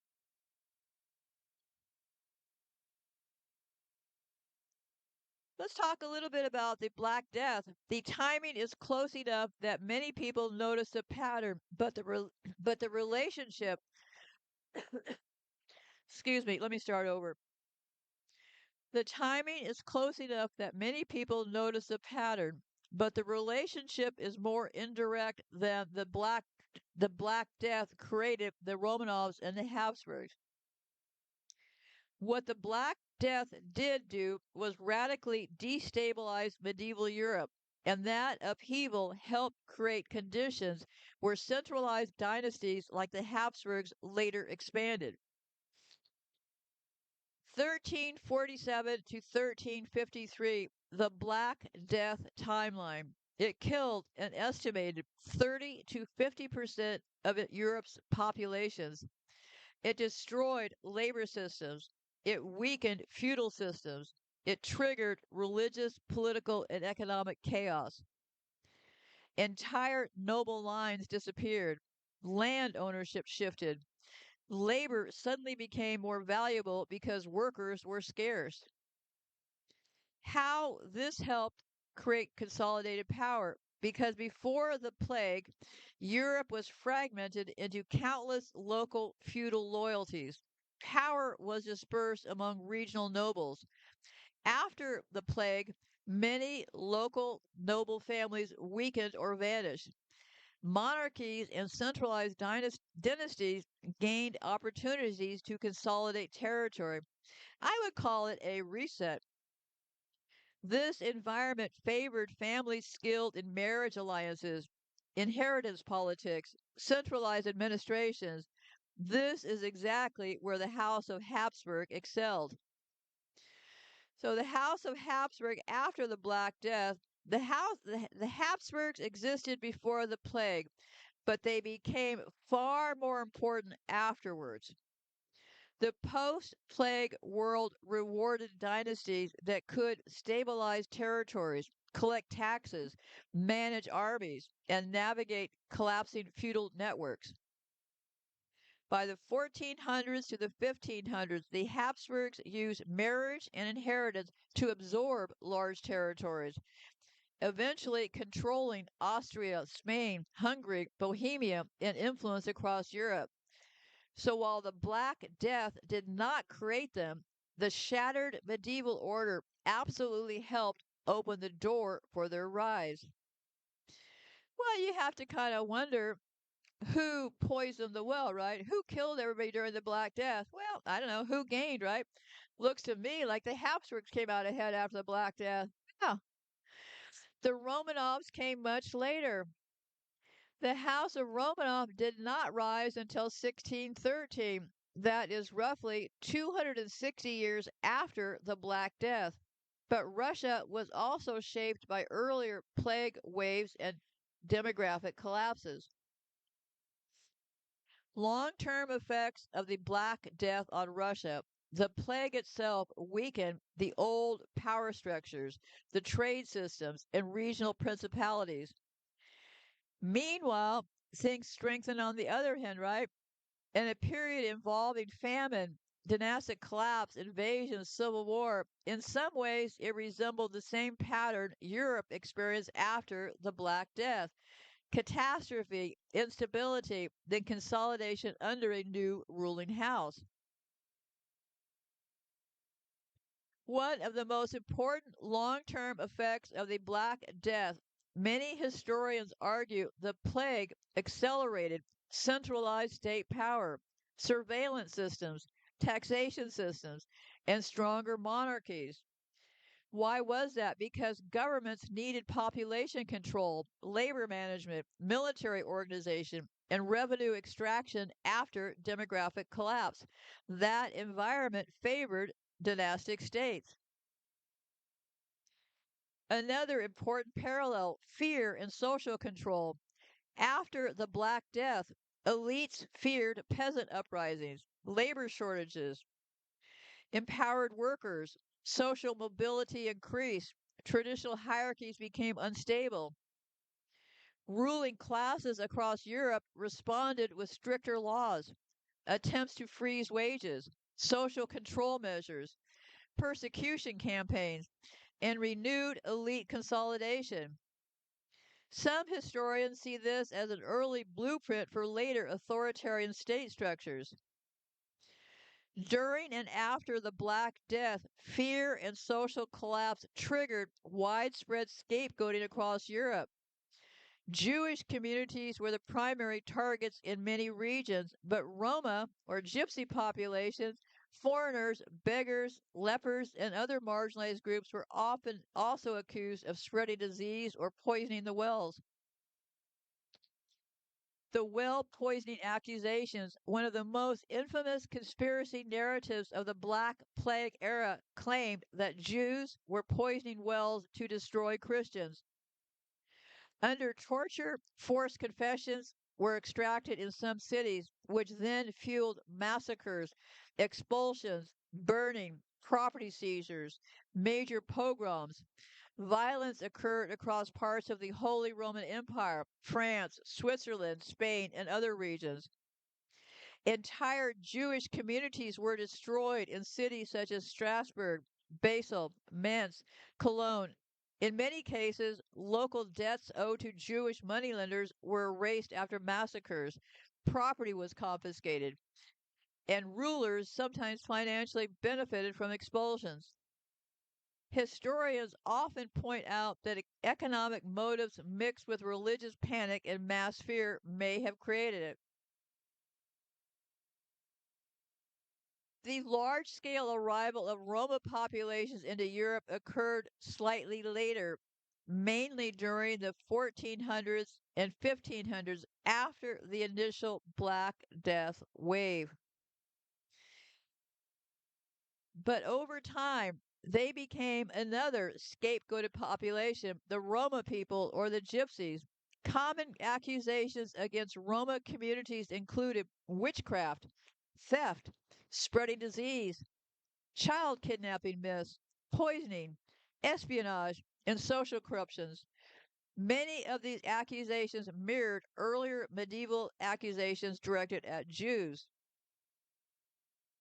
Historians widely document that Roma people were subjected for centuries to persistent myths involving child kidnapping, witchcraft, poisoning, criminal conspiracy, and social corruption. Those accusations became deeply embedded in European folklore and law despite very weak evidence for broad organizational patterns behind the claims. The Roma groups began arriving in Europe roughly between the 13 and 1500s because they were mobile, culturally distinct, spoke unfamiliar languages, and often lived outside feudal systems. They quickly became targets of suspicion. Many Europeans did not understand where they came from, their language, or their custom. That made them vulnerable. The child kidnapping myth, one of the oldest and most damaging accusations, claimed Roma or Gypsy people stole children, trafficked children, or lured children away. This trope became repeated in folk tales, church warnings, political propaganda, and later in newspapers and film. Historians generally classify these stories as part of a broader European scapegoating directed at outsider groups. The accusations often mirrored earlier myths used against Jews, heretics, witches, and foreigners. But several factors help keep the stereotype alive. Visible poverty. Many Roma communities lived on the margins of society in unstable economic conditions or as traveling tradespeople. Poverty itself became criminalized socially. Romas had the outsider status. Roma populations were frequently denied land ownership, excluded from guilds, blocked from institutions, or expelled from cities. This reinforced the image of them as outsiders. And also remember, these people also like to play dual roles. I mean, there's a high possibility you got Jews on one side, Romans on the other side, two and two, right?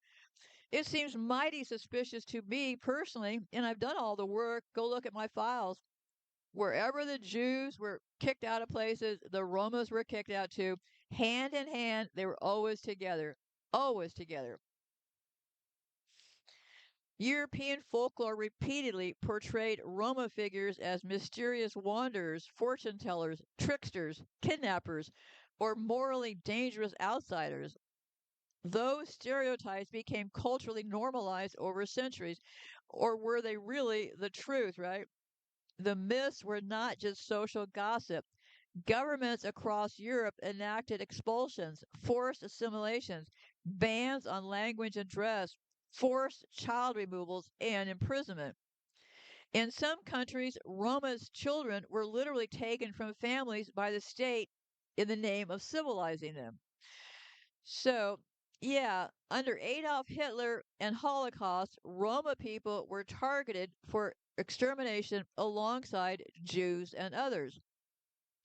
And that was called the Porjams, Porajmos,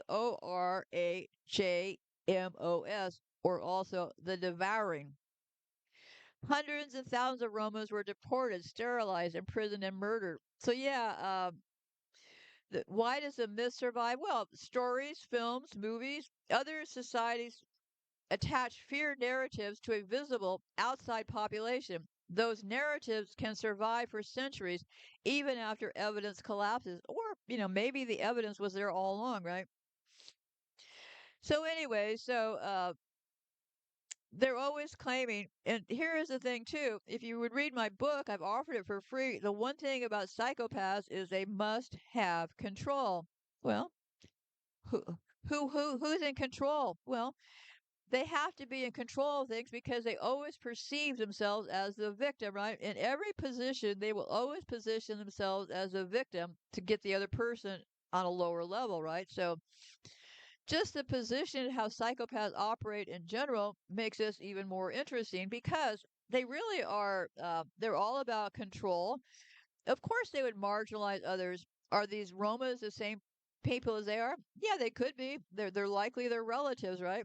You got a whole bunch of relatives you don't like. Well, hey, a war comes along, let's just kill them all, right? So,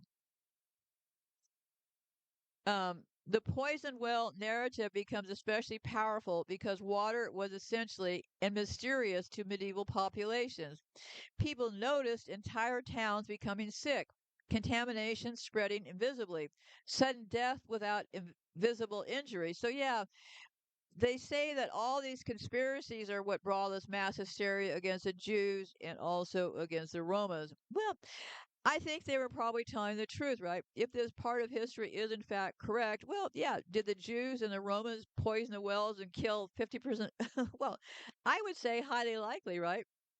Because the Habsburgs especially benefited. So, yeah, they all benefited when all those people got killed, right? Because Vienna then became a bureaucratic center of administration, taxation, military planning, and aristocratic coordination. Uh, this was part of the broader transformation that followed the demographic and economic shocks of the medieval plague era. So, yeah, uh, the late Habsburg monarchy world was highly stratified. Yeah, lots of rigid class lines, right? Strong Catholic influence. That creates a historical tension many people notice. the same elite social structures producing instability were also producing the authorities who classified everyone else's instability. See how it all works? With Richard von Krafft-Ebing specifically, his aristocratic background matters because he was not analyzing society from outside the system. He was deeply embedded within educational imperial Europe. His work reflected many anxieties of that class: fear of social decline, fear of moral collapse, concern about hereditary and degeneration, maintaining social order, controlling sexuality through scientific language rather than purely religious language. And Vienna had a reputation for duality: extreme sophistication publicly, intense repression privately. That contradiction shows up repeatedly in the era's literature, art, psychiatry, and politics. You see it through all of their people. A number of historians argue that Vienna became almost obsessed with dissecting the human psyche because the empire itself felt unstable underneath the surface. There is also an important broader historical point. Once medicine and psychiatry replaced religion as a dominant authority over human behavior, doctors and intellectuals gained enormous power to define sanity, morality, sexuality, criminality, social fitness. Critics later questioned whether some of these classifications reflected objective science or the biases, fears, and cultural assumptions of the ruling class. That does not mean that every insight from that era was invalid. Some of these figures help move discussions away from pure criminal punishment and superstition, but it does mean their work was shaped by imperial culture, elite institutions, personal ideology, class assumptions, the politics of the era. And when people revisit Vienna historically, they often come away with the feeling that the city was simultaneously intellectually brilliant, culturally groundbreaking, psychologically fractured, socially repressed, deeply anxious beneath its elegance. That combination is part of why it continues to fascinate people today. One reason late 19th century Vienna draws so much scrutiny is because many of the intellectual authorities studying human dysfunction came from environments filled with rigid hierarchy, repression, social anxiety, elite secrecy, family dysfunction, imperial decline, status obsession. So critics naturally ask, were these people objectively observing society, or were they partially describing the pathologies of their own class and era? That question still exists today in psychology, media, politics, academia, and celebrity culture. People often notice a disconnect between public expertise and private instability. Historically, many institutions granted authority based on credentials, status, lineage, or institutional placement, not necessarily on whether someone lived a balanced or emotionally healthy life. My approach has been to look at the roots, the backgrounds, the incentives, and environment. Historians also do this constantly. Who funds these people? What social systems shape them? What pressures existed? What class interests were involved? What personal contradictions existed? That does not automatically invalidate a person's work, but it can also help explain their blind spots, their biases, their obsessions, their moral inconsistencies, and what problems they focus on versus ignored. And psychologically, many people eventually conclude something similar to what I am talking about now. They would rather learn from individuals who appear integrated, stable, and grounded than from people who seem chronically chaotic while claiming authority over others. That tension has existed for centuries. Philosophers with turbulent personal lives, political reformers with abusive tendencies, spiritual leaders with hidden scandals, psychologists struggling personally, elite moralists involved in hypocrisy. It is one reason people become skeptical of systems but built primarily on prestige rather than demonstrated wisdom or character. I have a whole list of all the books these people wrote when they were over there. This Richard von Krafft-Ebing, his major work, Psychopathia Sexualis, a major legal study, 1886, his most famous and controversial work, helped establish modern psychiatric classification of sexuality and introduced terms like sadism and masochism into medical discourse.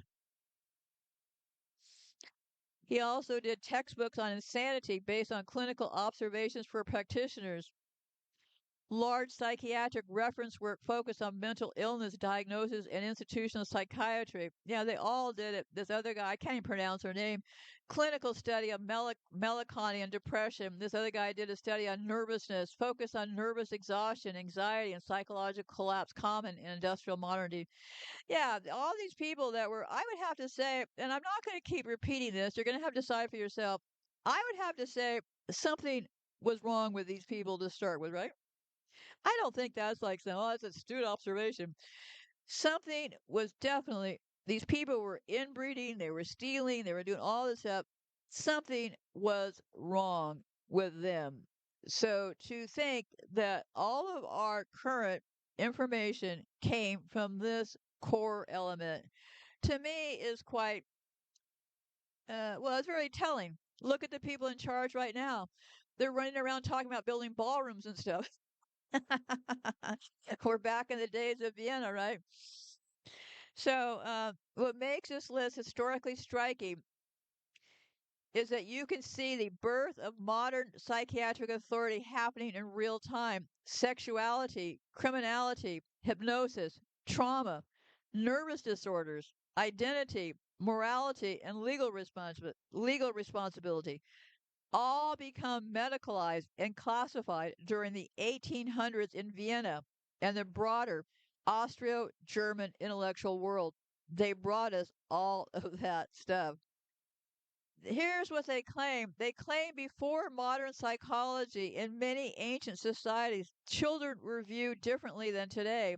Marriage ages were younger, family authority was dominant, and elite power structures often controlled sexual norms. Some societies tolerated or institutionalized adult youth relationships in certain contexts. Ancient Greece discussed pedastry openly among elites. Parts of ancient Rome emphasized domination and status. Royal courts and slave systems across civilizations created vulnerability for minors. But there was no modern psychiatric concept of pedophilia. The focus was usually on status, morality, honor, family property, or religious rules, not developmental psychology.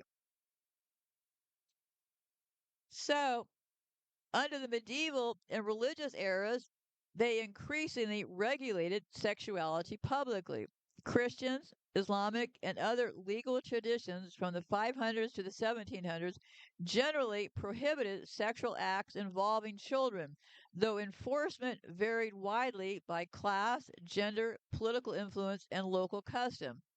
But abuse still occurred in courts, monasteries, apprentice systems, military structures, and aristocratic households.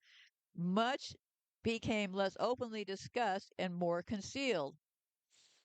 The 1800s, the birth of modern psychiatry. The modern term developed during the rise of psychiatry in Europe.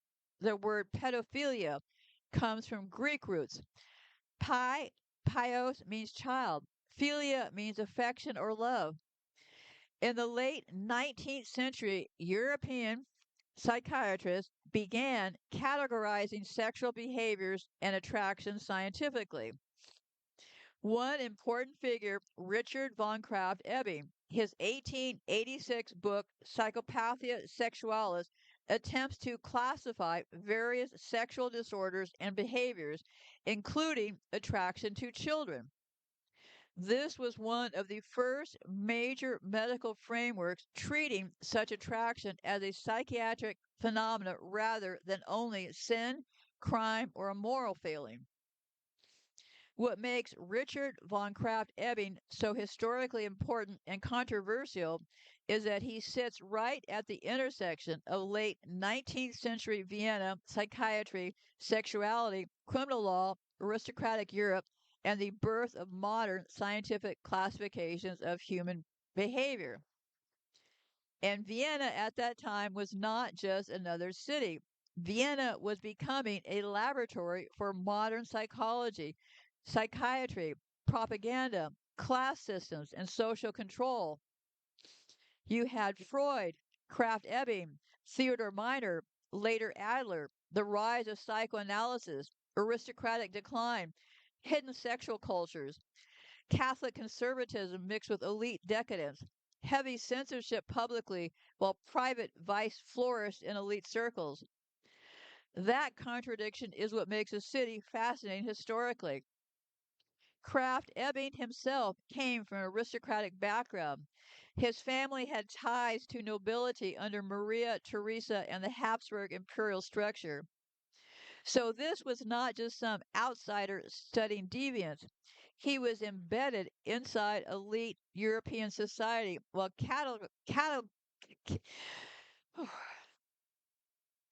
he was embedded inside elite European society while cataloging the behaviors that polite society claimed did not exist.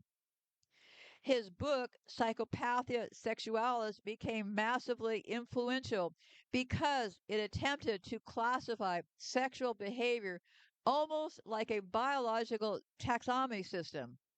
That is where many modern terms entered mainstream medicine: sadism, masochism, homosexuality, bisexuality, necrophilia. What is what is especially important historically is that he helped move these topics from purely religious condemnation into medical and legal discourse. Before that, many governments and churches treated sexuality almost entirely as sin, crime. Krafft-Ebing reframed it as pathology, instinct, hereditary, degeneration, or nervous disorder. That shift had two effects. It reduced some criminal punishment arguments. It also gave the state and medical institutions enormous power to define normal and abnormal. That second part is where critics became very interested. You can also see how deeply Vienna's intellectual world was tied into empire and hierarchy. University of Vienna and the psychiatric establishment were not operating in a vacuum. This was the late Habsburg world: rigid class structures, imperial bureaucracy, obsession with degeneration theories, fears of social collapse, anxieties over sexuality, nationalism, and modernity. By the late 1800s, Vienna had prostitution districts, cabaret culture, aristocratic secrecy, coffeehouse intellectualism, heavy anti Semite politics, psychoanalytic experimentation, surveillance mentality within the empire. Many historians describe Vienna as brilliantly cultured but psychologically unstable underneath. Did you hear that part? Vienna as brilliantly culturally but psychologically unstable underneath. And you can see that bridge directly from Krafft-Ebing to Sigmund Freud. Freud later rejected parts of Krafft-Ebing's framework, but the groundwork had already been laid. Sexuality as central to human psychology, repression, trauma, taboo behavior, hidden drives beneath civilized society. The irony is that many of these same elite European circles publicly preached morality while privately consuming or funding systems they condemned publicly. That hypocrisy is one reason modern critics keep revisiting Vienna and the Habsburg era. Another major point, Kraft Ebing was actually considered somewhat progressive on homosexuality for his era because he argued against criminal punishment and believed many people were born that way. But at the same time, he still classified it medically as a disorder or inversion. That contradiction reflects the era perfectly. Less theological punishment, more medical labeling, more institutional control. So when people study Vienna in that period, they're really studying how modern psychology emerged, how elites classified human behavior, how trauma and sexuality entered medicine, how empire and social anxiety shaped science, how hidden cultures operated beneath formal civilization. It is one of the most psychologically dense periods in European history. Early 1900s, Freud and psychoanalysis, Vienna. Yes, the other side of Vienna is the coffee houses, and Freud, it was espionage, diplomacy, banking, aristocratic secrecy, intelligence networks, and neutral ground politics. Especially after the collapse of the Austro Hungarian Empire and later during the Cold War, Vienna became famous as a kind of shallow crossroads between East and West. During the Cold War, Vienna had spies, diplomats, bankers, black market operators, intelligence operators, and international negotiators. They all moved through Vienna. It gained a reputation almost like a real life espionage movie set. Quiet deals, discreet banking, elite diplomacy, hidden networks, and layered loyalties. The Habsburgs are one of the most powerful royal dynasties in European history and ruled large parts of Europe for centuries.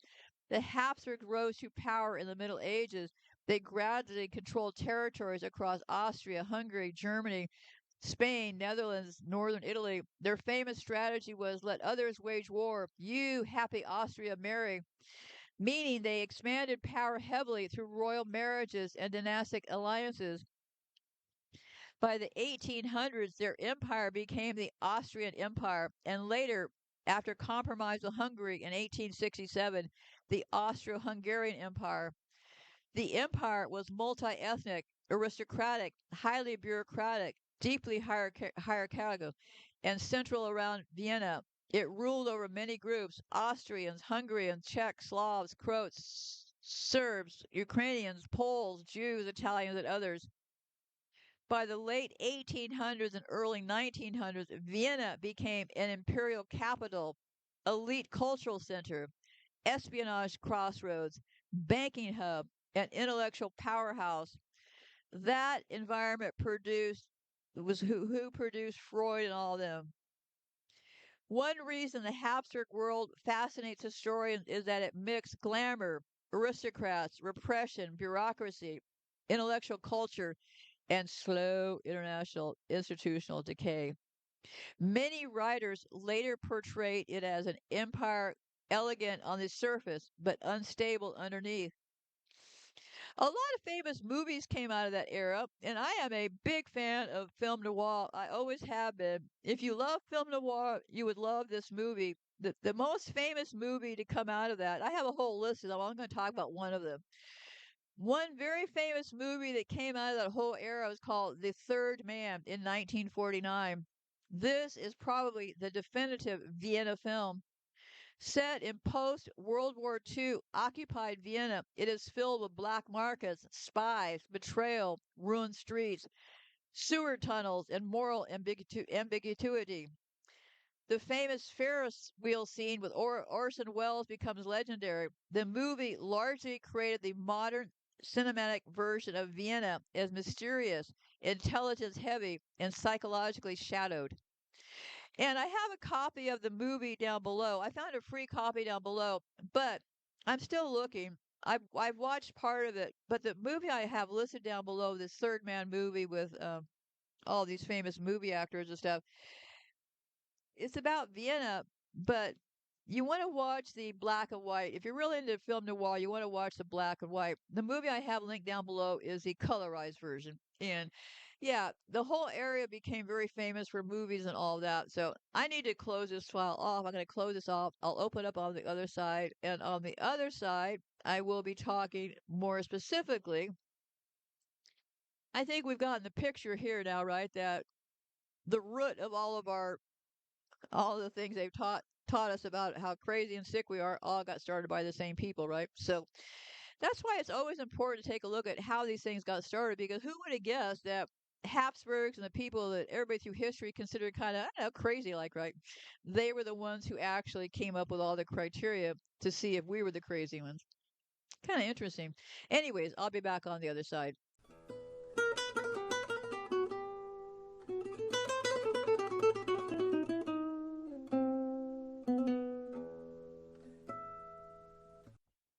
Okay, like I mentioned before in the last segment, the movie The Third Man looks like it's going to be interesting. I'll be looking for a black and white copy before I watch the rest of it. But the film uses the city of Vienna as romantic, intellectual, wandering, controversial, and emotionally intimate.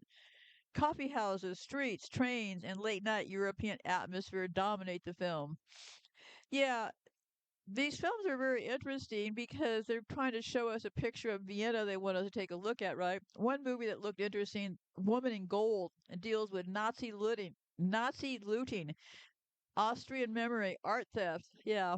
Um, all those trains roaring up to Switzerland, right? Right into the hands of those Habsburgs. So, anyhow, there's a whole list of movies down below. Should you choose to take a look, they have some very interesting topics. So, in cinema, Vienna becomes less Hollywood and more Europeans' elegant shadow city. That is one of the historical ironies many writers and historians notice about the late Vienna and the House of Habsburg world. The same imperial environment that contained rigid hierarchy, aristocratic pressure, sexual repression, class divisions, militarism, and intense social control also became the birthplace of modern efforts to analyze trauma, repression, hysteria, sexuality, anxiety, and the unconscious mind. In a sense, Vienna became both the pressure cooker and the laboratory studying the pressure. Late Habsburg Vienna was full of contradictions, outward refinement, inward instability, strict etiquette, hidden vice cultures, elite glamour, and deep psychological tension. That atmosphere produced Sigmund Freud, psychoanalyst in modern psychiatry. So, my point for today was this. Where did we get these ideas about what's normal? Well, we got them from the Habsburgs, is what I would say, right? Always look at the root of things. So let me close up with a few things here. Hitler, Adolf Hitler, was not born in Vienna. He was born in on April the 20th, 1889, near the German border. But Vienna became extremely important in shaping him during his young adult years. Hitler was in Vienna from roughly 1907 to 1933. As a young man, Hitler moved to Vienna hoping to become an artist. He twice failed entrance exams for the Vienna Academy of Fine Arts. He lived in poverty for periods. He stayed in boarding houses and men's hostels. He sold paintings and postcards. This period became central to later debates about how his worldview formed. Yeah, kind of fishy that Hitler was in Vienna, but okay.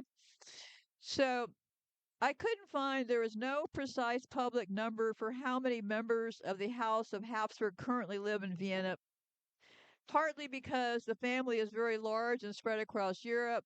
Many descendants live private lives. Yeah, I think so. And Austria abolished legal nobility titles after World War One. But historians and journalists generally describe dozens of Habsburg descendants still active around Austria and Europe, with a handful or more maintaining residence or strong ties to Vienna culture. Even though the empire collapsed in 1918, the Habsburg cultural footprint remains deeply tied to Vienna's identity.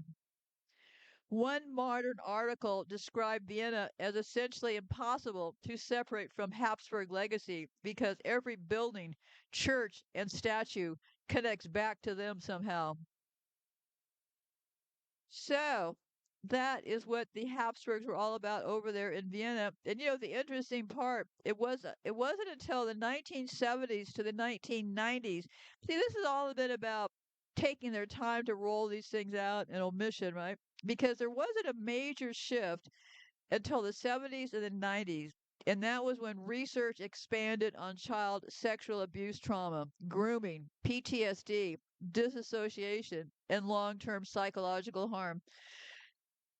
Yeah, I said 1970s to 1990s, and they've known about this for a lot longer than that. So the word pederast, P-E-D-E-R-A-S-T, comes from Greek roots. Pais or pedo means boy or child. Erasis means lover. Pedophile is actually built from Greek roots. It's same thing. Pedo, child, philia, love, affection, attraction. Modern psychiatry used pedophilia to describe a primary sexual attraction to prepubescent children. Importantly, the clinical term refers to attraction, while child sexual abuse refers to criminal acts, excuse me.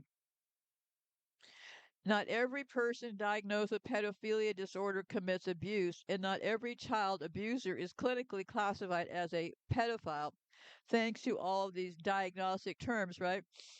So we got these terms from them, so now the confusion started at the very beginning, and we're still dealing with that confusion today. Why the language causes disputes. Many people object to terms like boy love or minor attracted person or clinical language because they feel such terms soften or obscure the abuse. So they argue that, well, we have to have this terminology because we need it for the law, we need it for psychiatry, we need it for historical analysis and criminal profiling. Well, I think we're just profiling all the wrong people, if you ask me.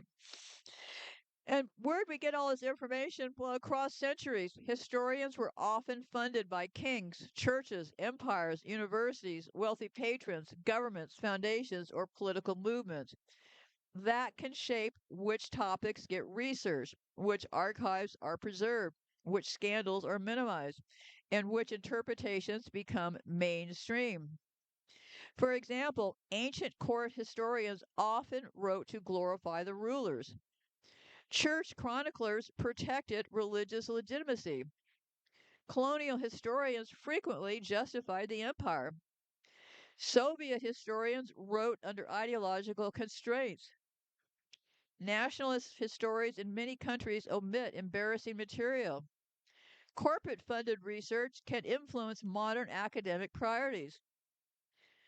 Historians openly discuss concepts like history was written by the victors, institutional bias, archival bias, propaganda, state narratives, and elite patronage systems. Another important issue is, do the archives even survive? Wealthy institutions preserve records better than ordinary people. That means history often disproportionately reflects the voices of rulers, clergy, generals, wealthy men, and bureaucracies. Meanwhile, peasants, laborers, indigenous groups, women, children, and enslaved populations are left fewer written records. So, yeah, they try to compensate by using these other things, but the facts are people that are recording all this are the people that are doing the most harm, correct? And not in every single case, but the hardest truth historians confront, the worst abuses involving children often become normalized when powerful institutions benefited, economic systems depended on it, war destabilized societies, or elites controlled the narrative. Another reoccurring pattern, many abuses were known internally long before the public acknowledged them.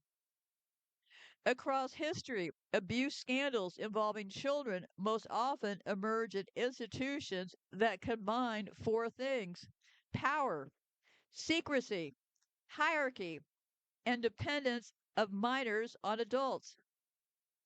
That pattern matters more than ideology alone. That institutions most repeatedly expose are these.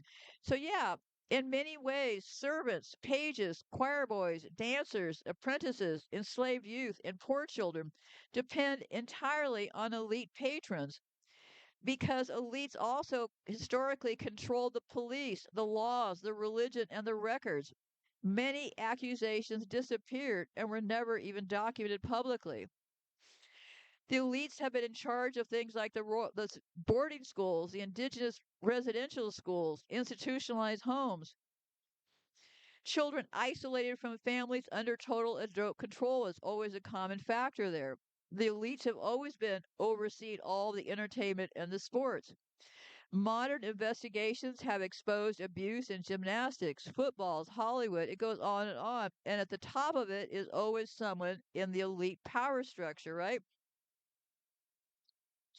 The broad historical pattern is not that one ideologically uniquely creates, excuse me, the broad historical pattern is not that one ideologically uniquely creates abuse. It is that concentrated power with weak accountability repeatedly produces conditions where abuse can be hidden or normalized.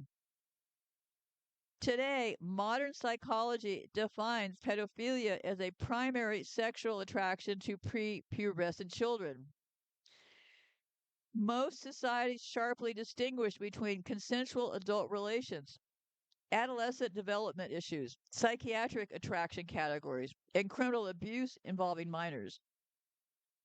A major modern focus is understanding how institutions conceal abuse, offenders gain access to children, trauma affects development, and prevention systems can fail.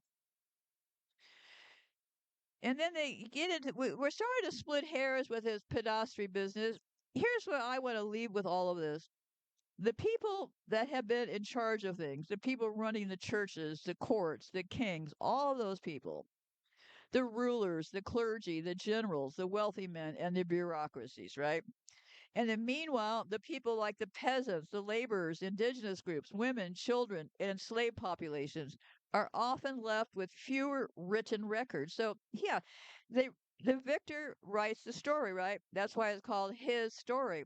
So either they have recorded a whole lot of their bad habits and not really realize what they're recording, or something has been going on for a very long time. Or maybe one other possibility is this: maybe none of this past even existed. Maybe just at some point this game board got all made up and people came down here and we all started going along with things. And maybe they made up that history so they could justify their current, right? It would be hard to explain why you rape children all the time, right? But if you could say, well, through history, it's always been done. Not my fault, their fault. Always blaming on somebody else, right? Always coming out the victim. So, one reoccurring historical theme is that institutions with high prestige, like the elites, the churches, and all of them, can become resistant to scrutiny because people assume authority equals morality, status equals trustworthiness, or national religious importance outweighs accusations. So, a great deal of early modern psychology and psychiatry surrounding sexuality, trauma, repression, and childhood development emerged from Vienna in the late 1800s and the early 1900s. That period is often called Fin de Siècle Vienna, which means end of the century Vienna, and it became a major intellectual center for psychoanalysis, psychiatry, neurology, sexual therapy, and studies of hysteria, trauma, and the unconscious mind. So, and we also had Freud over there snorting up that cocaine, right? Critics argue Freud's cocaine may have influenced his confidence, his grand theorizing, his intense productivity, and some other speculative aspects of psychoanalysis. Yes, people on cocaine, look at the people today. They're not necessarily snorting cocaine, they're using Adderall and other drugs, but yes, it gives you a very elevated feeling of self, right? In the late 70s and early 80s, cocaine was all over California. Me and my friends were doing cocaine. I stopped doing cocaine because well, I had things to do and work and stuff, but the people doing cocaine actually kind of well, I found them kind of boring after a while because people on cocaine come up with these really crazy ideas, just like people today. Look at Trump and all of them, the crazy ideas they come up. You come up with this crazy. They come up with this really crazy thinking, and then they come up with all these solutions. But then the next day, when the cocaine's worn off, none of it makes sense, right? But if you're sitting around with a bunch of people doing cocaine, seriously, it makes a lot of sense when you're doing it. But then when you step back, you think, huh, who are these people? And that was a shift I had away from those people because these were people that I knew for a long time. But after a couple of years of doing cocaine with them, it was like, wow, this is getting kind of boring here, right? Same story, start repeating, same old stuff. So, yeah, so Freud and snorting all his cocaine and coming up, they also point out his shifting views on trauma. Yeah, they're always coming up with new ideas, right? Sexuality and dream interpretations. Somebody on cocaine thinks they're going to solve the end of the world problem. So, um, and just keep one thing in mind. I did not continue doing cocaine, okay? So I do not have any addictive personality traits, but it's just my observation. And these people all seem to be on some sort of cocaine or some sort of drugs. And I am here to say well, that's where a lot of this delusional thinking is coming from even today. And also back then, many doctors disbelieved the children because the doctors came out of the same system, right? Churches and schools protected reputations, and authorities often blamed the victims. There was not a major turning point until the 60s or the 1990s. Pretty crazy, huh? A major turning point. Domestic violence was recognized. 1960s, not that long ago. Incest, marital rape. See, it's funny how they held these things off. Child sexual abuse and grooming. None of this was even talked about really until the 60s or the 90s. But yet they knew about this since they're over in Vienna, right? And then researchers started documenting long term trauma, disassociation, addiction, depression, and intergenerational abuse patterns. See, they kind of waited a long time now, didn't they? So, anyway, so then it was the 1900s and 2000s where they had all these big scandals with the churches. What a surprise! Everybody acted like it came out of nowhere. Well, I don't think it came out of nowhere. And I'm not so sure it came out of these old systems. My mother, for example, was raised in a homesteaded family in Montana. None of those kids had to work on that farm. They all went out and played all day long. They were not treated as slaves, which was more common during the area. But not everybody treated their kids like slaves. So you got to be careful when you go through some of this old history because if you want to justify what you're doing right now, the best way to do it is to hook up the history so it matches the way you want to say things, right? So if I want to prove a point about child abuse and stuff, so I write a bunch of historical stories about, hey, it always happened. People were beating their kids every day and blah, blah, blah, blah, blah. So look, no different today. So I believe a lot of this historical stuff sends to uh, rationalize what went on as much as anything, right? And when you consider that the elites were at the charge of they were the ones in charge of military churches, all these things. So it's all coming from the same source, right? So what we're being judged on today, if you go in to see a psychiatrist today, you're being judged on ideas that they got from people sitting around in a coffee shop, a coffee shop, probably high out of their minds on cocaine under the Habsburg run era. And that's where the information came from.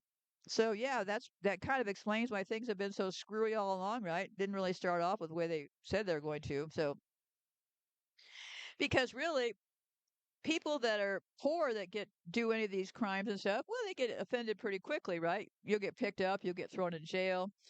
But powerful institutions have lawyers, they have networks, they have media influence, they have political connections, they have all the things that need them running, right? And it all runs under them because they're running the schools, the churches, the military systems, the sports programs. So, yeah, it was pretty convenient that they set up all this in Vienna with a bunch of people who were probably loaded out of their minds on cocaine to help to determine if we were really crazy or not, right? And the only thing I have all the list of all this down below, but the Greek theater did some comedy mockery, I noticed. Greek playwrights openly mocked elite sexual behavior. Comedians like Aristophanes made jokes about politicians chasing boys, prostitution, vanity, and hypocrisy. This tells historians that many Greeks themselves were uncomfortable with excesses among elites. A lot of what survives also comes from elite male writers. We also hear nothing from children, slaves, women, or the lower class. That creates a distorted historical record where the voices of powerful adults dominate the narrative. So, historically, elites frequently controlled religious authority, courts, education, media, and cultural narratives.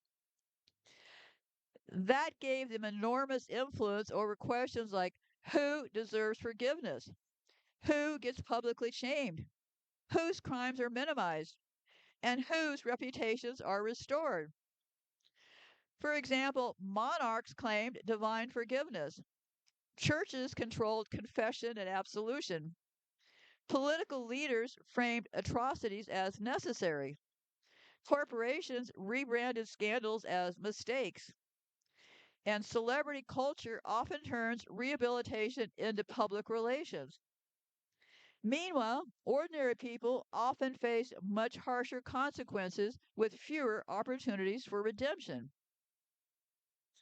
Many critics argue that can be a double standard. Elites receive institutional pathways back to legitimacy, while lower class individuals are punished more permanently. Sociologists sometimes describe this as reputational management or moral authority capture, meaning institutions help define what counts as unforgivable, what gets forgotten, and who controls the public memory of wrongdoing. At the same time, forgiveness itself is not inherently manipulative. In religion, psychology, and restorative justice traditions, forgiveness can also mean healing, ending cycles of vengeance, or allowing rehabilitation. The controversy usually emerges when forgiveness appears selective, extended upward toward the powerful, but denied downward to the powerless. That asymmetry is one reason institutional scandals often provoke such deep public anger. They called it mentorship. They called it tradition. They called it philosophy, religion, culture, privilege, status, and power. But strip away the robes, crowns, uniforms, and titles, and the patterns remain the same. Powerful people protecting themselves while children paid the price. History does not just reveal abuse, it reveals who was allowed to get away with it. Everybody knew. The question is not why it happened.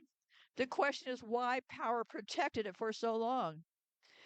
And where were the protests while institutions, empires, churches, and elites decided silence was more valuable than children? They wore crowns, they wore robes, they wore uniforms, they wore suits. They called themselves fathers, doctors, kings, experts, and leaders. But over and over through history, the same ugly truth kept crawling out from underneath that costume. Powerful people protecting themselves while children paid the price. And every time the public finally found out, the excuse was always the same. We didn't know. We were shocked. Mistakes were made. No. Too many people knew. Too many people stayed quiet. Too many institutions protected money, power, reputation, and access instead of protecting children. Even a 5-year-old can understand this. If a child runs into their room crying and the adults lock the door instead of helping the child, the adults are guilty too.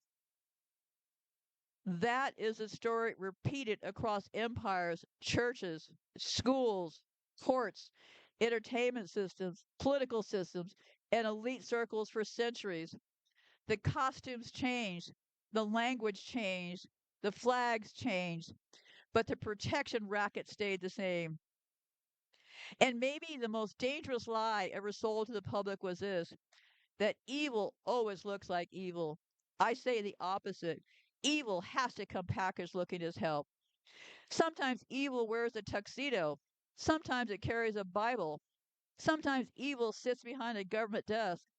Sometimes it smiles for the cameras. Sometimes it calls itself civilized. History is littered with adults who demanded obedience while ignoring suffering standing right in front of them. And the question now is not whether this happened. The evidence is everywhere. The question is this: how many more generations will be taught to look away? It is in the open. Where are the adults? Everybody knows. But what does everybody do? If someone knows and does nothing, does that make them an accomplice? Accomplices know things and do nothing. That makes everyone guilty. Children are not many adults. They need the adults to stand up and protect them. Imagine being a child and everyone knows, but not a single one of them does anything. Be safe out